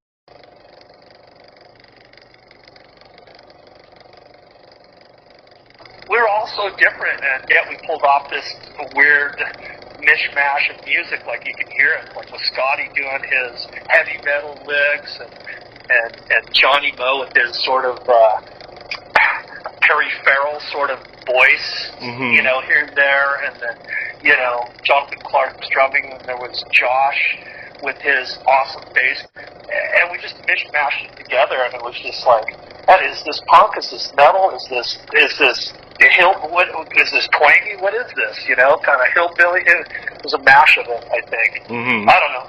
Absolutely, yeah. All these great, you know, influences all come together, and what became of that was Nurse Sherri, and I've never seen another band quite like that at all. It was such a moment in time, and you know, I'm so happy to have been part of it and to have been able to rock out with you guys. And that's why when I found all of these photographs and these negatives and some of this video, I'm just like, you know, how could anybody ever experience this? The CDs aren't out there. There's, you know, nobody will even know. So I needed to, my personal feeling was I need to share this stuff again now that the internet and all that's going on.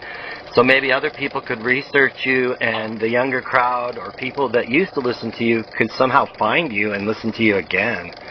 And wow, man, I think that's really an incredible job. The driving force. It's like returning to an old time period that I love so much, and it's so fun to revisit it. Yeah, well, Johnny Moe too, with his quirky, his lyrics, where he came up in his mind, where, you know, some of those lyrics are just like, you know, some of them are just like brilliant. It's like, where'd you come up with that?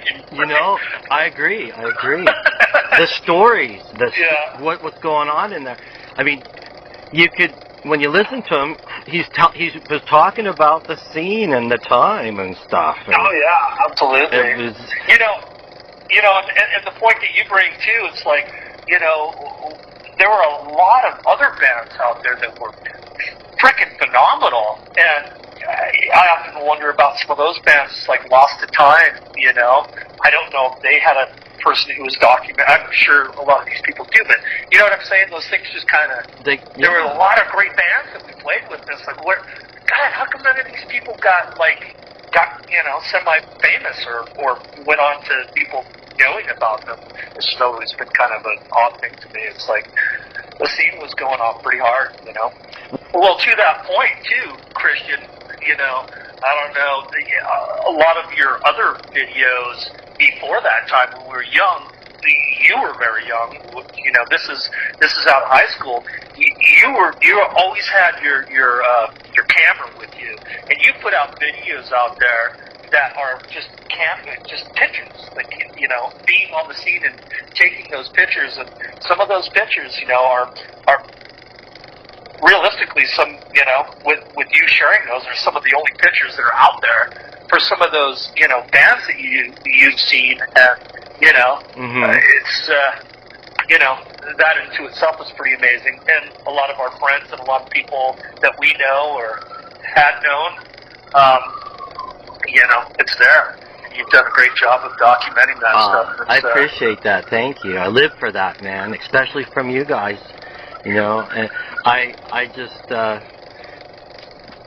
you know, I got swept up in those times because I had moved away from home too, and I was hanging around with artists that were doing all this artwork and music, and I just wanted to document all of these great things that I was experiencing. I just thought it was so cool. I just idolized you all, and all the bands that I photographed, Potato Heads, Road Frisbee, any of that stuff.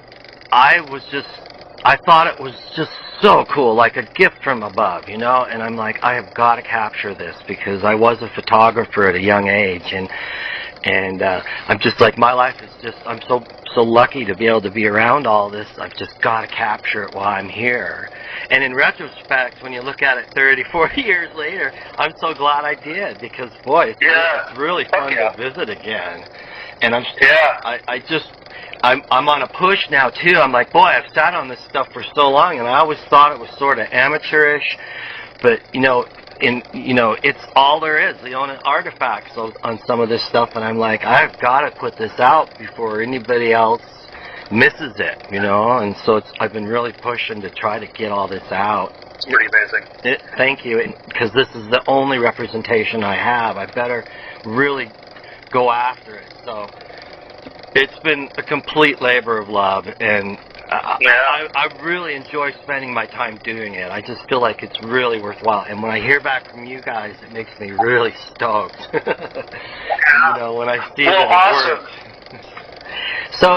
So, are you doing anything musically nowadays, Jason? Or are you? No, I haven't. I did an album with Terrence DH with his. He has a band called Mag Static that goes through different sort of phases. He has different. He'll put out an album with Mag Static that has, the first album was him, but with different musicians, and then the next go round was me with a different set of musicians, and he's done it a couple of different times under the name of Mag Static. But the one that I did with Terrence was Country versus City. Oh, right. Yeah, that Country versus City was a good album that I did, and we actually did a tour on that one. It was a small tour. It wasn't like a tour around the States, but we did go to a couple of different places and play out of state. But it's a pretty good album. But we'll have to give that a listen. Yeah. He's got a website, right? So people can find that. I'll try to find a link for that. Yeah, it's a different style. And I came in and I said, well, we need to rock this up a little bit. It's got a little, some of that country twang that I like to do, and then it rocks out and gets going. It's a pretty good album. As far as a couple of people have mentioned it to me, and not everyone, but they told me that, I don't know if they're just, patting my back and telling me that it was their favorite Mag Static, but that's what I've got. But you be the judge of that. But yeah, Terrence has been pushing me to pick up my guitar and play. But as of now, no. I'm a guy that goes to bed at 9:30 and is up at like 4:30 in the morning. So if I ever started doing that bar stuff, I guess it doesn't have to be a bar scene, but no, I haven't been playing. I've been really wanting to pick up the guitar. Yeah, to answer your question, no, I have not been playing. Do I need to pick up the guitar more? Yes. Will I? I think so. I dream of doing it again. I hope I do.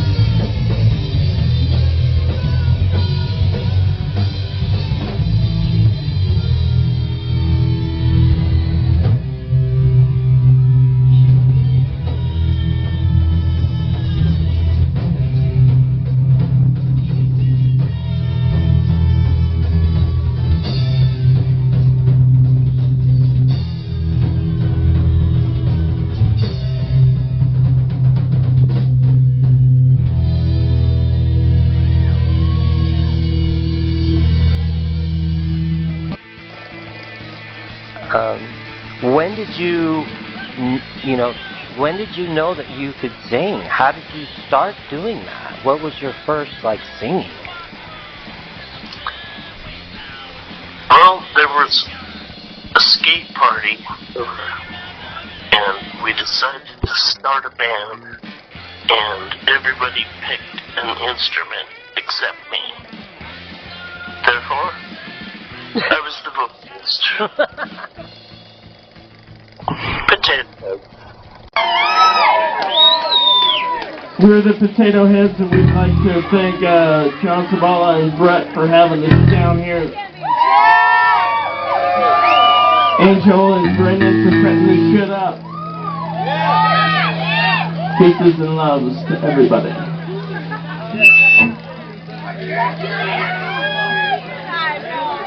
The song's called Athena.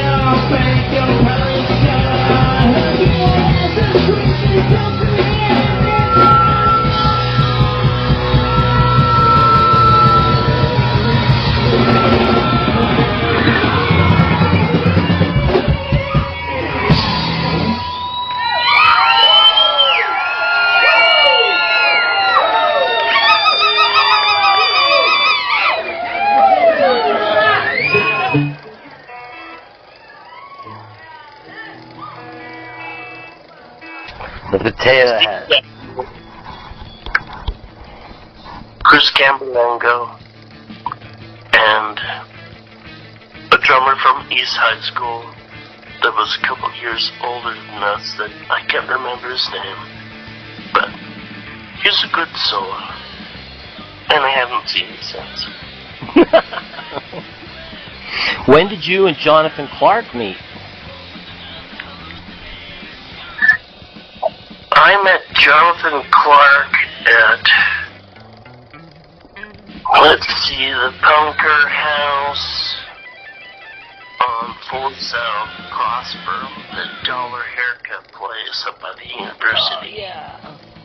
And he was playing with his band, and I can't remember the name right now, but it's Paul Crowis and Heroin Bob.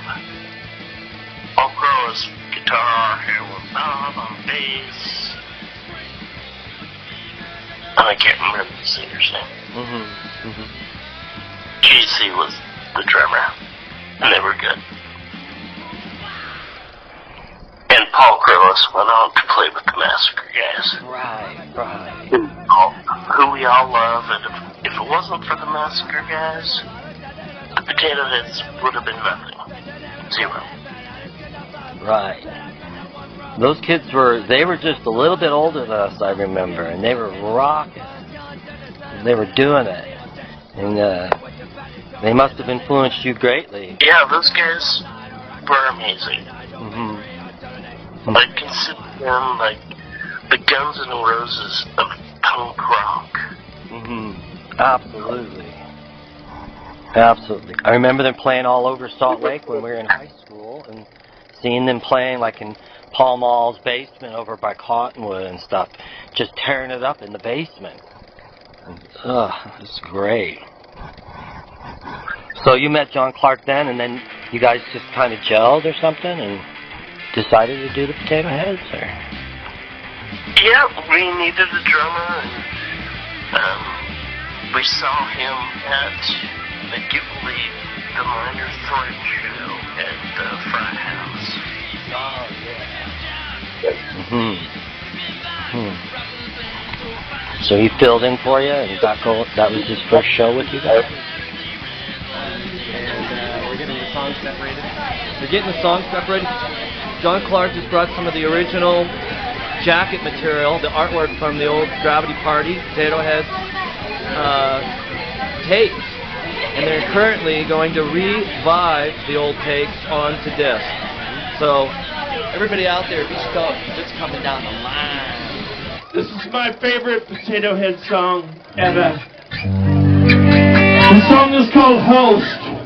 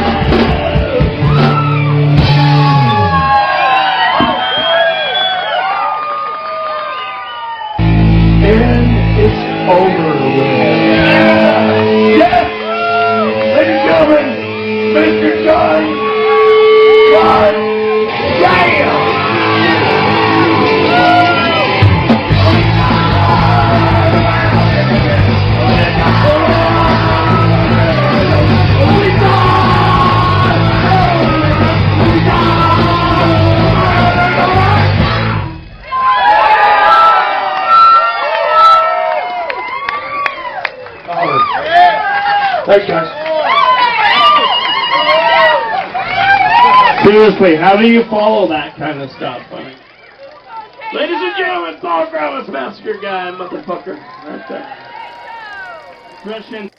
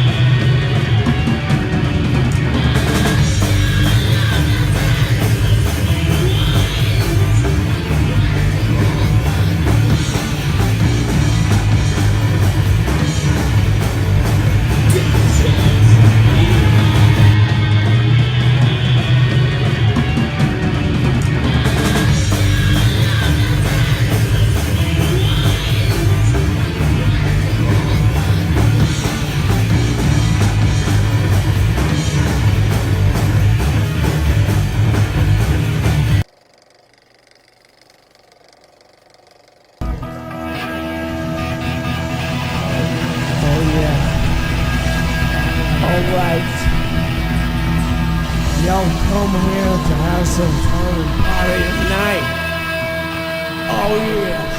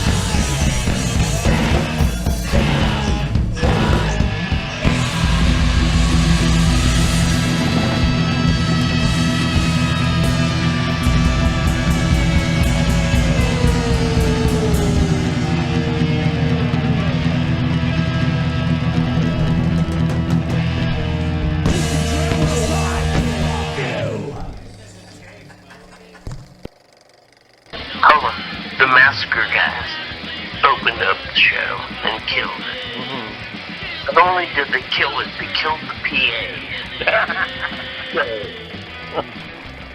Minor Threat comes out and plays their full set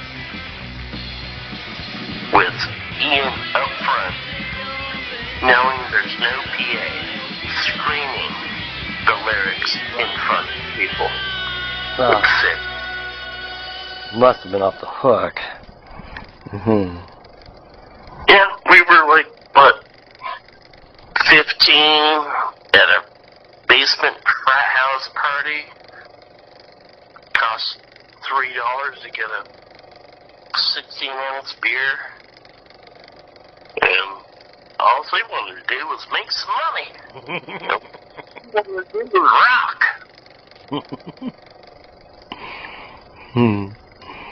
That's amazing. Yeah, those frat house parties. I remember seeing Lethal Weapon play down in the basement of that frat house. Remember that? The Tenants played that show. Yeah, we were all there. And I remember like Roger and Jamie and Alan and those guys were out there, and that's when they were wearing their boots, and they were out there falling into the circle, and they were kicking their boots up like cowboys, and it was so hilarious, man. That's what you do. You bump and pump, and you make sure the best is on you. But yeah, that was the Potato Heads' first show, and I didn't know what to do. So I just tried to sing my parts, and then I ran in straight into the crowd to try to create some sort of dance party. Yeah, that was pretty tight in there too. That was a lot of fun. I remember people waiting out front, up the steps to get into that place. Yeah. Hunkers all over.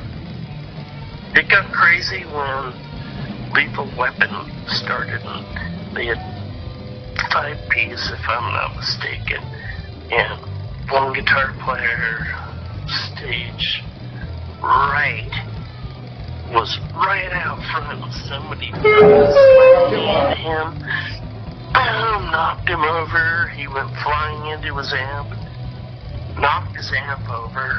I helped him bring it back up, and he said thank you, and he was playing this clear, like, guitar. Mm-hmm. I remember. I'm sorry. That sounds just like what would happen in there. It was just like that. I remember it'd be like on that Virginia Street or whatever, and up there by the university, and there would just be punk rockers standing out on that sidewalk, going up in there, and the whole scene from all over the valleys would be there for those shows in that frat house. And people driving down the street would be like, what is going on? Look at these kids dressed in black and chains and boots and spikes, or, you know, secondhand clothing store clothes or whatever, skateboards. And it was just such, I'd pretty much forgotten that until just now. That scene right there was really pretty fun. We'd all get stoked to go to those shows. For sure. Those people that live in that neighborhood who saw those people in the park knew they shouldn't be there.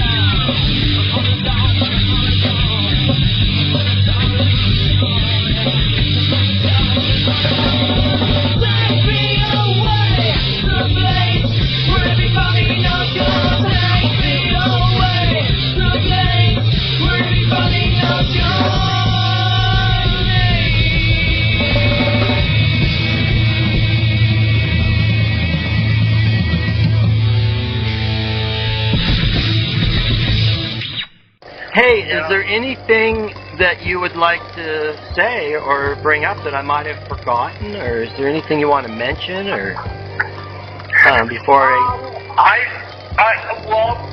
would like to mention, you know, I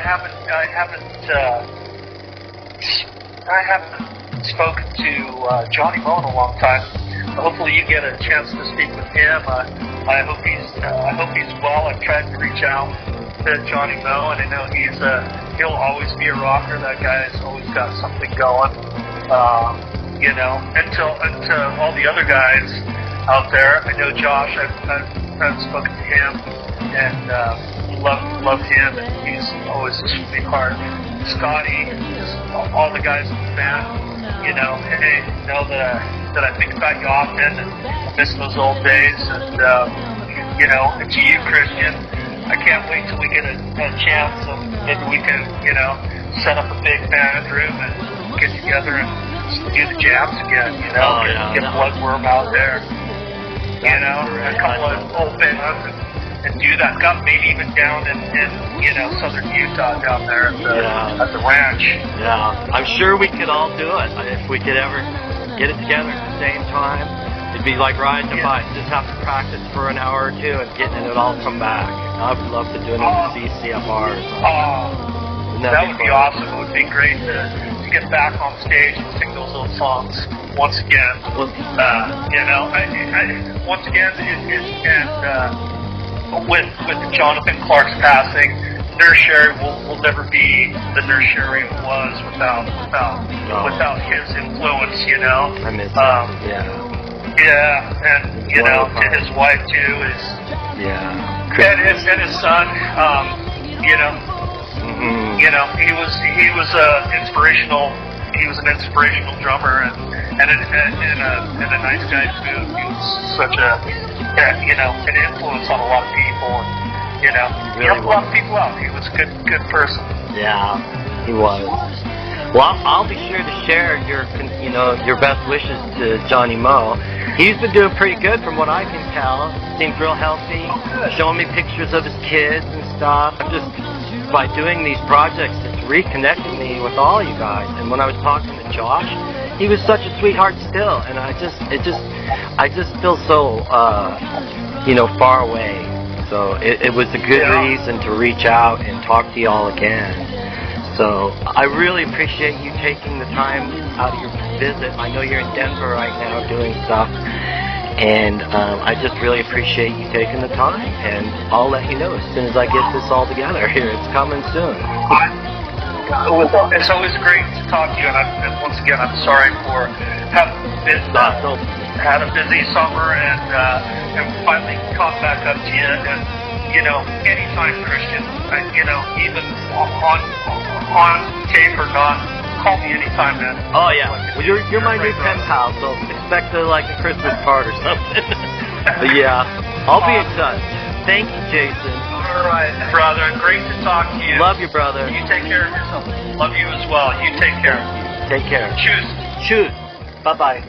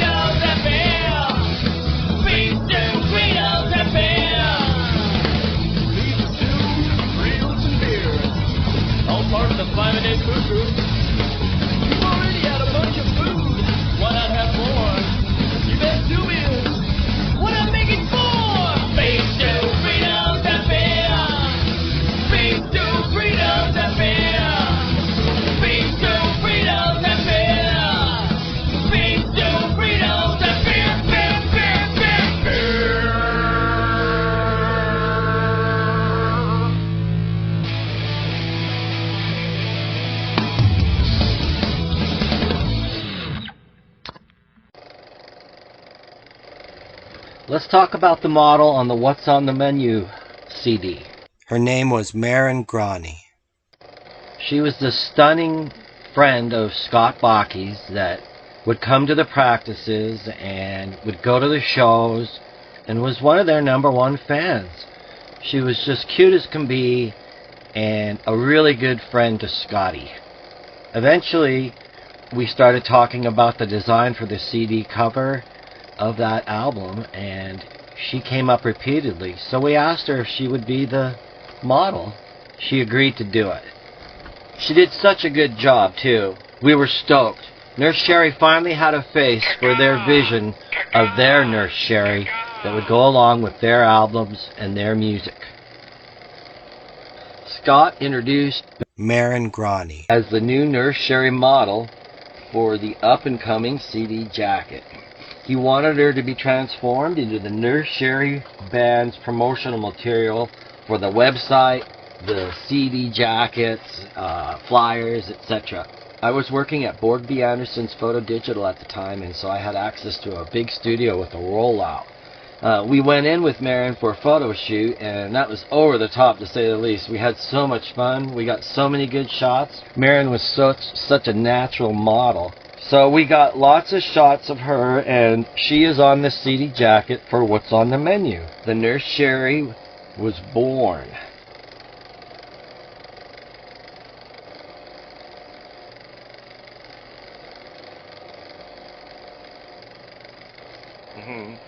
If you got your strat, well, the one I gave you has I put a hot rail in it, blacked it all out. Oh, that thing is awesome. Yeah. Well, that one was like, the one person, like I said, you've been a great family friend, and I mean, over and beyond, I mean, doing this documentary for us just because you want to.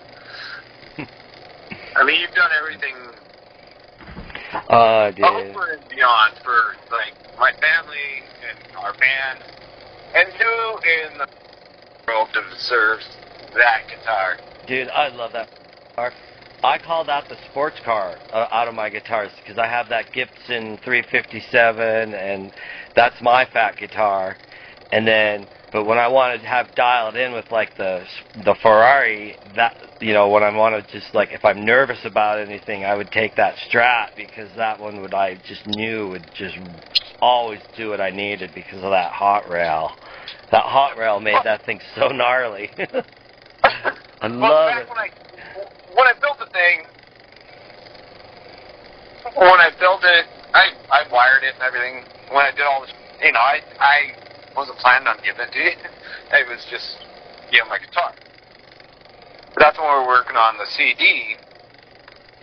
And, I mean, every time we'd go to band practice, I'd cruise by your house, and you're working on the CD, you're doing all the editing stuff, and I'd just sit there with you. You wouldn't take any money, so I'd just bring beer.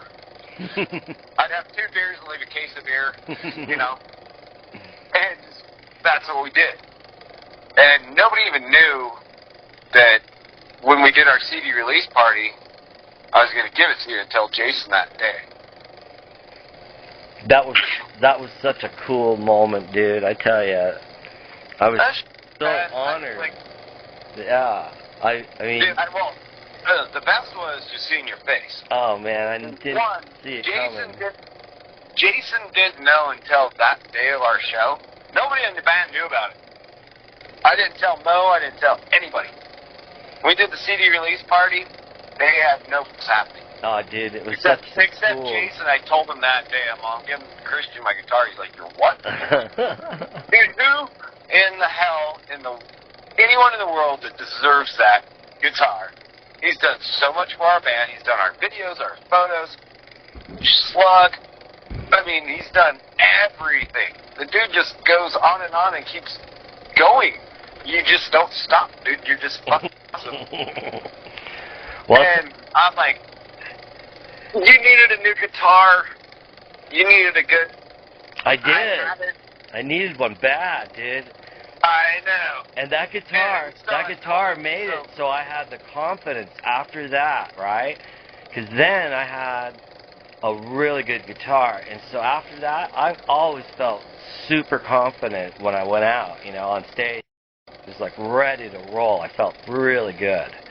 And so, in so many ways, Scott, that event changed my trajectory and helped me to go forward and do a lot of what I tried to be doing and helped me so much. And so I feel like, you know, the karma of that whole event was just, it had reverberations that went way beyond and are still reverberating, and it's still being felt. It was such an awesome thing that you did.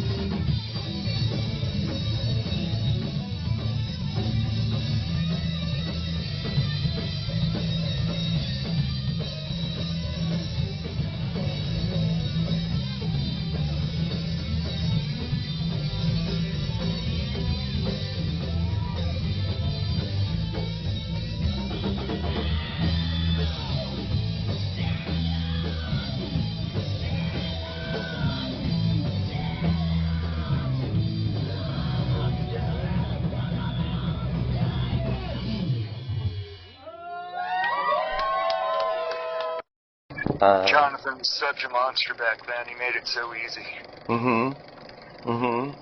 He really was. And he was just so on point, man. It just blows me away, you know. You know, like you say, he was a monster, and I just really enjoy seeing that footage. For me, the history of just seeing you guys perform there, and you know, seeing him, having that footage of him nailing it, and kind of carrying that on with us all is just really special, I think. Yep. The warehouse show is great too. The warehouse show? Yep. Bob and Johanna's party. That was fun. Yeah. A lot of toys and stuff. That was fun to do stuff where you're trying to help the community out. And we would get together and all try to do something like that. And that place, the I.A.T.S.E Warehouse, Local 99. The I.A.T.S.E. Yeah, that place was rad. Johanna was really cool for opening that up and trying to get shows going there. There were a lot of other bands that played besides Nurse Sherri too. Like I think it was Hans Monument played, and I think Poopy D played. Yeah, that sounds right. You know, and it was a neat gathering of cool bands in Salt Lake trying to get toys for the youngins that, you know, we're needing a little Christmas cheer. Those kind of projects were a blast. What would you say to any young musician that's trying to start out? Just thought to give them any advice at all off the top of your head as an old rocker. Take every opportunity to play with everybody. That's great advice. And you can learn from people who are miles beyond you, but you can learn from people who are just starting out as well. And don't be a snob about genres. Just take the opportunity to play everything. That's sage advice from a seasoned veteran on the scene, from all the way from the East Coast to Salt Lake City and beyond, man. Greg Hogan, love you so much. You know, it's so long ago. It's so long ago. It's so big. Mm-hmm.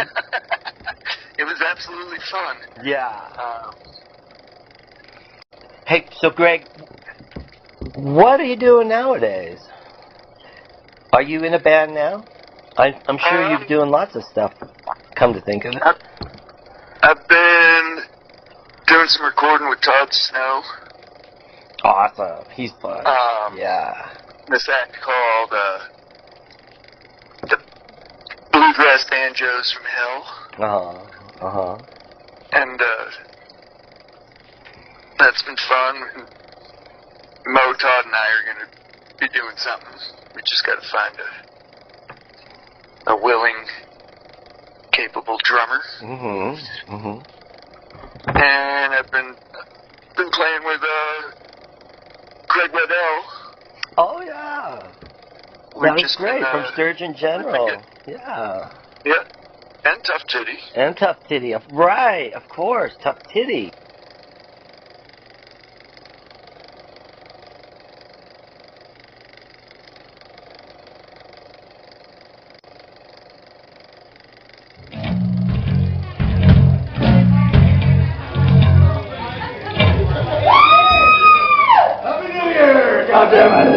Well, my friend.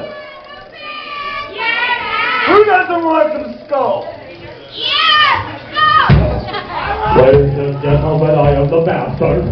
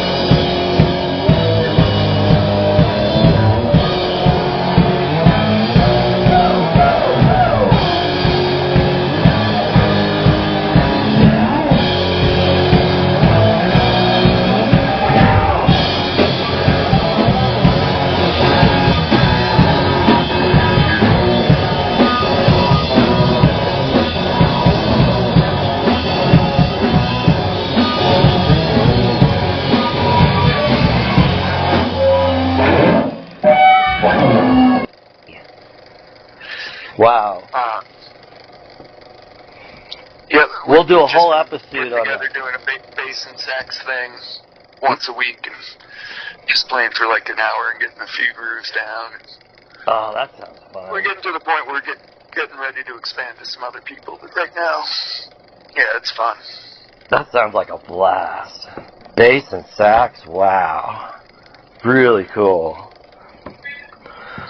Well, Greg, foot, because we get together at 4 o'clock on Tuesday. Right. Things are afoot.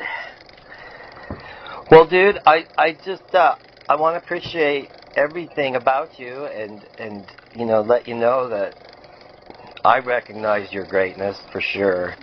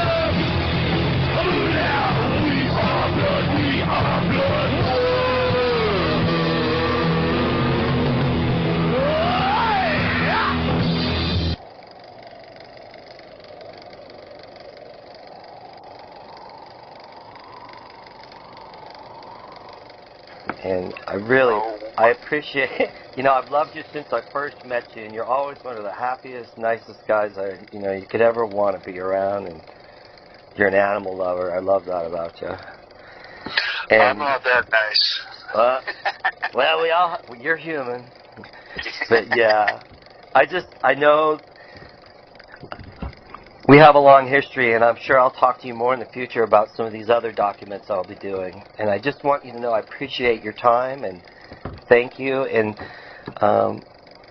thank you very much. We should talk more.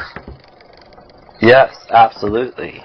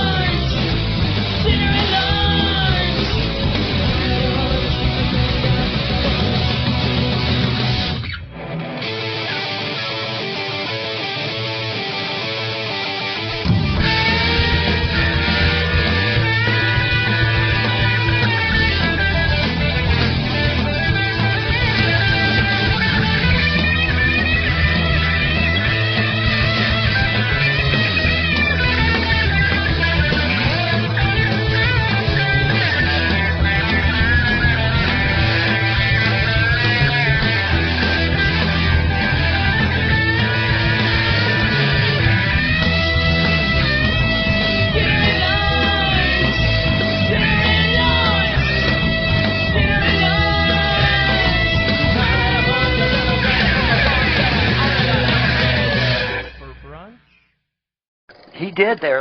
They were not simple songs, but his are stories and they're epic. I just so when I'm trying to think there when I was thinking about lyrics. There's another song that I wrote. I can't remember what it was called, but it's "Take Me Back to Nashville." That's what it is. Oh, you did that one. I love that song, dude. Yeah. That's got a real rock anthem, right? And I think he put that right at the end of the CD, so it's the perfect, strong wrap-up. That's really neat, yeah. That's really neat. Johnny's got a line in there that says, "Take me back to Elko." I think that was I don't know if it was before I moved permanently down here, or if I think it was just right before when I told them that I was going to be moving back home. Mm-hmm. I noticed that in that song it was Elko for that part. I always wondered about that too. He was probably just, mentioning it, and it was interesting because it just does this sort of little switch from Knoxville to Elko and then right back, it was like perfectly placed too. So I don't know, man. That is a cool song. When I first started playing with them, and we were trying to get everything down so we could do a show, Jason would every once in a while bring this warlock in. It was one of his ex-girlfriends or something, and it was badass. Just the sound that came off of it was just like rattled your teeth out. Oh, you never had an amp good enough to make it loud enough so people could hear. And I thought the thing was fun to play. Oh, I'll bet, man. It was probably like a souped-up Corvette or something, man, or a race car. Yeah. But, yeah, there's a lot of good times and fun things we did. especially when we practice, someone would go have a smoke break or do something, and we'd all switch instruments and freaking play a James Dixon song or something. You know, I jammed on Coming Down the Mountain. Oh, that's a great one, yeah. Yeah. That's a fun, heavy one. And it's funny because, like, when Slug magazine talked about us, they said it's like a mix between Jane's Addiction and suicidal tendencies or something. I think that's what they, compared us to. Mm-hmm. And I always thought that was funny. Yeah. Well, that's interesting because that's not a bad comparison at all. And Bakke. And then the new young bug. They bring in the young Bakke in there. I was way into Radiohead back then. I mean, I still love Radiohead. Oh gosh, they're great. Me and Jonathan, that's our pull, together to each other is when I told him, I'm like, yeah, I freaking listen to Radiohead and I play these songs, and he's just like, dang. He said, I love this song. It just he's into euphoric, trance is how that music would put you into, Yes. And that was kind of our little thing. Jason liked Radiohead too, and but it was kind of cool that we were all the three of us were on kind of the same loop there. Mm-hmm. Rocky, he's a freaking rocker through and through. I mean, we were just a band of brothers. It always seemed like, Uh-huh. I miss all those guys Uh-huh. a lot. Mm-hmm. I spent a lot of time with Johnny Mo because we worked together at Liberty Heights. That's right. That's the connection. That's the connection I was that's how we looking got in for. there. Mm-hmm. And so, we spent 5 days a week together, so. And then weekends. Mm-hmm. Talk about brothers. Yeah, I miss them guys, yeah. I know they miss you too. You're always such a pleasure to hang out with, dude. Just smooth, It was always just mellow, man. Yeah, but you brought it, dude. That was what I liked. You had those big mutton chops going there for a while, and you'd stand there and just hold it solid and just rock. No theatrics, really. Just kind of just holding it and just rock it. And that, I remember because you were quite a bit younger, and I was just like, man, this young man is fucking bringing it, man. I was pretty proud of the boys because when we did 2 albums, didn't we? Yes. Yep.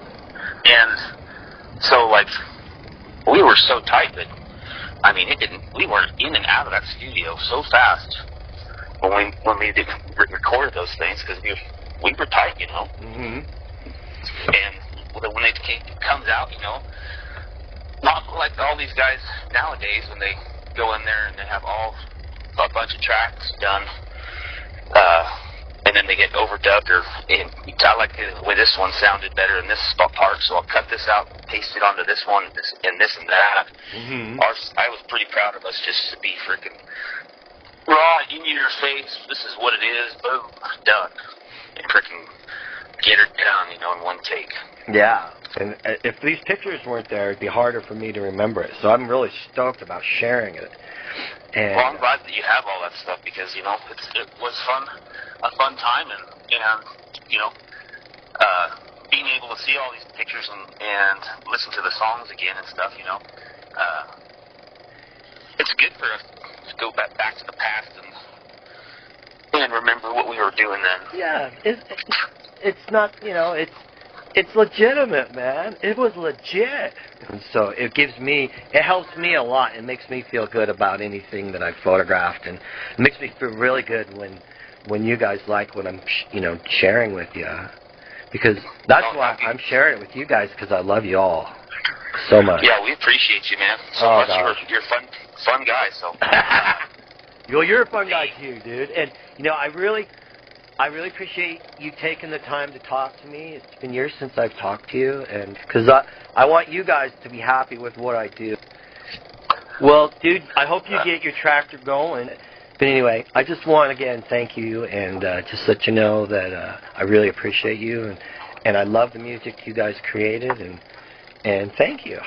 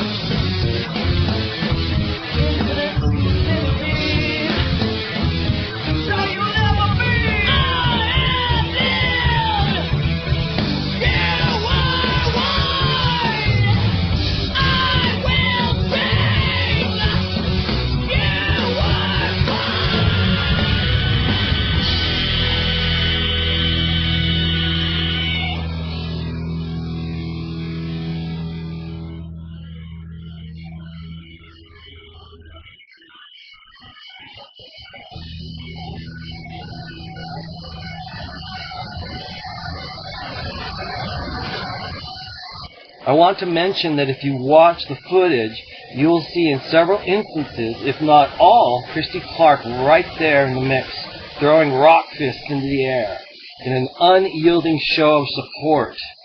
She was Nurse Sherri's rock-solid support crew, always. You can see her love for Jonathan and Nurse Sherri. It's evident. She was always there, right up in front, dancing and skanking, getting in Johnny Moe's face. Love you, Christy Clark and Jonathan Clark. I want to mention Alan de Cordova and Michelle Stark de Cordova, because they came down and Alan played some music sort of, you know, in the earlier hours before the Blacklist cooperative show. So it was cool. They were always so much fun to hang around with, and it was neat that they were down there during this rock show. Greg Hogan must be mentioned a little bit more. He was a great guy, great guy. He moved to Salt Lake from Massachusetts, and we used to call him Boston Greg in the very beginning. He was in a band in Boston called I.A.T.S.E, and they were punk as can be. They put out a couple albums, I believe, Forever Never Came and Black Forest. And I.A.T.S.E are awesome. I have one of their vinyls, and it's worth seeking out, let me tell you. He really rocked it. I mention this because he was the man. He was also the bass player in Budworm, and so he was very dear to me too, and very close. Greg is still very much the man, and he plays bass actively today. Love Greg Hoagie Hogan. He's a great bass player and singer, in case you didn't know. He sings great. John Morris is a natural frontman, and he brought with him an air of confidence and absolute rock star showmanship. I met him in 1982 or 83 in high school. You see, he was a rock star then. He was the front man of the infamous Salt Lake punk scene underground band, the Potato Heads. We as young kids in high school thought that this was super cool and amazing because they were so young and they were already ahead of the curve. Fronting bands. Jonathan Clark was in the Potato Heads as well, so the two of them shared this bond that I've talked about already, where they could totally read each other's minds because of all that time in the punk rock outfit Potato Heads. I always looked up to them. They were always rock stars to me. The Potato Heads had a huge punk buzz following around the Salt Lake area, and it was only natural that they brought that experience they gained with them into Nurse Sherri. Nurse Sherri raged and played all over. Jason Horn absolutely loved playing guitar and singing in Nurse Sherri. This is evident in his love for showmanship that can be seen in some of these photos and videos as well. You gotta keep it fun, he always used to tell me. It's only worth it if it's fun. If it's not worth it, then F it, he would say. And I always thought about that, because it's true. You gotta have fun. When it gets unfun, well. Josh Batari was just as cool as heck, and he played some rail and bass in Nurse Sherri. I remember how impressed I was the first time I saw and heard him in the Bakke warehouse rehearsal room. He really brought it, though. He brought it with some serious mutton chops. I know that. They're not even old enough to go to college. Where they going in frat house? All those apartments that would be around there, looking down, in that building, looking down there, you know, there'd be all these parties going on there, too, at the same time. Yep. I was wondering, like, if you were going to, you know, give encouragement to any young people to go out and do their own band or anything, you know, try to sing and make a band, do music like you did, what advice would you give to them? What would you say to them? What would you tell them to do? Or what kind of encouragement would you have? I would say 2 words. Go for it. There you go. I think words. Go for it. Yeah. Rock out. There's nothing more fun. I mean, band practices are more fun than shows. Shows are a little intimidating. Who's late? Who's showing up? Gotta grab the gear, blah, blah, blah. But the band practices, that's where it's at. That's I feel what. And then you grow on the family with songs, and then you get another song, and you get another song. Then you're like, okay, well, let's do something different. maybe it'll work out. You never know. That's what I got. You know, I hear you there. When I showed up to your guys' practice spaces in the Bakke warehouse, and all the fun we had, and I'd watch how you guys came up with stuff, and we'd all sit around and just talk and drink and have fun and try different things out.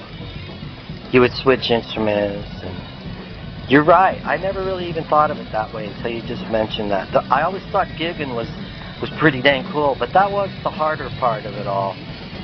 The real magic was just hanging out several days, numerous days, over and over again throughout the year, practicing with your buds, your family away from home, you know.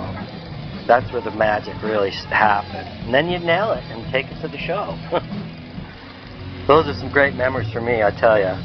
I was always so honored that you would allow me to be in there with you and just have fun with you guys. And that's what helped me to have faith in myself, like you say. Have faith in yourself and go for it. And I'll always remember that. And that's why these pictures that I'm sharing of all those times are just so dear to my heart. And I was hoping that I could get those out to everybody so that they could remember it, you know, before we get too much older. Yeah, I hear you, man. Yeah. I didn't know what the hell I was doing. I just jumped in. The guitar players had figured out a couple of songs. School's Cool and Kiss Death. Some of the earlier, and I just focused back on what I had heard of rock and roll. Mm-hmm. Listen to the timing. Mm-hmm. Where do the vocals come in? Where do the vocals come out? Blah, blah, blah. Mm-hmm. I don't know. It's just stupid fun. Well, especially when it works and you get a new song, get a rock boner. Girls can get rock boners as well.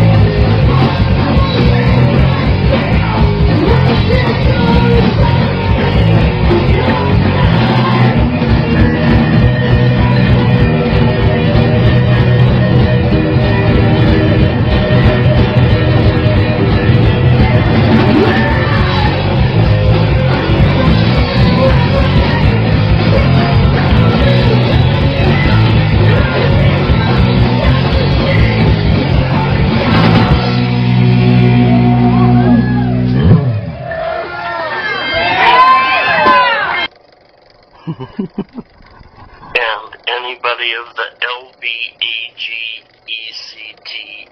FLMG crew can get a boner too. So, yeah.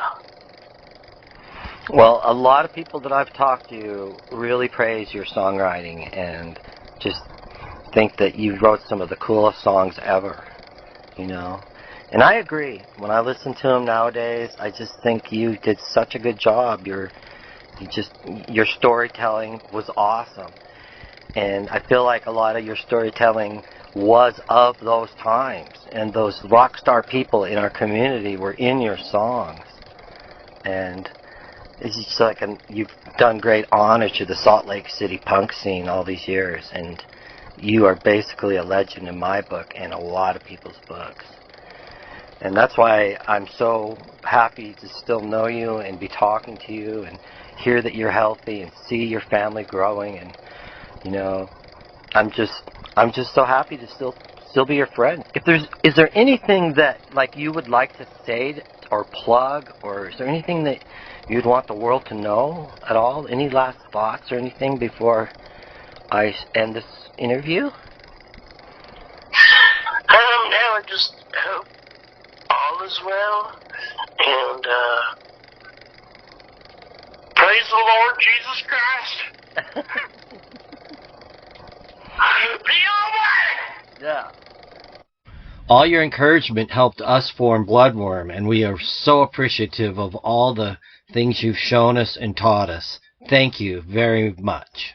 I'm so appreciative. Thank you.